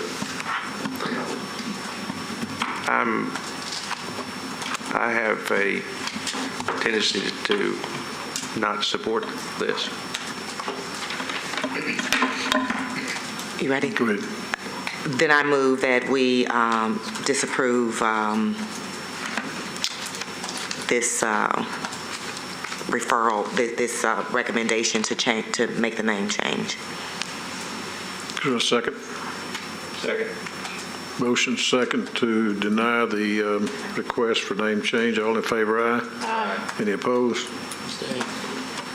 Okay. Anything from Ms. Stark, other than you're going to be absent next week? We did take that tour I mentioned, I think, at the last commission, where we went, last commission meeting where the historic zoning commissioners toured around, and we saw a lot of things that have been approved over the last few years. And so it was interesting perspective because, we always just review things by elevation and, plans, and to actually get out there and see, and so it was interesting to hear, especially since I haven't been on there very long, the perspective of the different commissioners. That's all we got. Good. We need a tour. The planning commissioner. Do you have anything real quick? Or you want to wait till Saturday to Well, retreat? just a couple of things. I'm going to pass out. This is just a little packet for the retreat of basic information. I'll distribute it electronically, but I thought I would pass out. It's the agenda, the map, which might come in important, handy, where we're going to be. One of the things is asked on downtown, and then just. We're going to talk about this, but these are elements of the planning the work program that are on the agenda, and we'll talk about those and whether they're changed, and then just the mission statement and goals. So that's just your basic information there. Just to remind you that I'm sure all of you have programmed the Mayor's 5K Challenge, which is Sunday the 13th, this Sunday. Show of hands, is everybody going to be there? I have a team. My church has a team. Good. There are over 4,000 people registered. You can go and get early pickup of your bibs tomorrow and Saturday if you don't want to stand in line. But that's all available. A couple of things coming up. The workshop schedule, December 8th, which is your next meeting, the December meeting, there will be a workshop before that meeting to talk about the Midtown Plan Amendment and Broadway West End Alternatives Analysis. Catherine Withers will talk about, we've been working on the Midtown Plan and Zoning and Infrastructure, and then Jim McAteer of MTA will kind of an update on the Broadway West End Corridor Study. We have received new contour maps. If you're psyched about that, they're very good, 2-foot contour maps, and we're there. Within the next week or so, our webpage is going to consolidate all of our interactive maps. We've got a lot of those, and they're kind of scattered around there, and you'll just be able to go to one spot if you're looking for those maps. Bellevue Community Plan is finishing up. We've got the last meeting on December 1st. Council next week will rezone Lakewood. Third reading next week. The fairgrounds plan, we have had consultants. The first set of responses to the first RFP we're in today, we received some of those, and then phase 2 responses are due next week. Ann is so excited about that, along with Doug, 2 of their favorite projects. And I think that's probably more than you needed to know. It's all good information. There's never more than Feel anything from the council that We have chickens in the pipeline, so get ready. Domesticated hens, I think, aren't they? There we go. Any other comments for the good of the cause? Adjourned. I will say.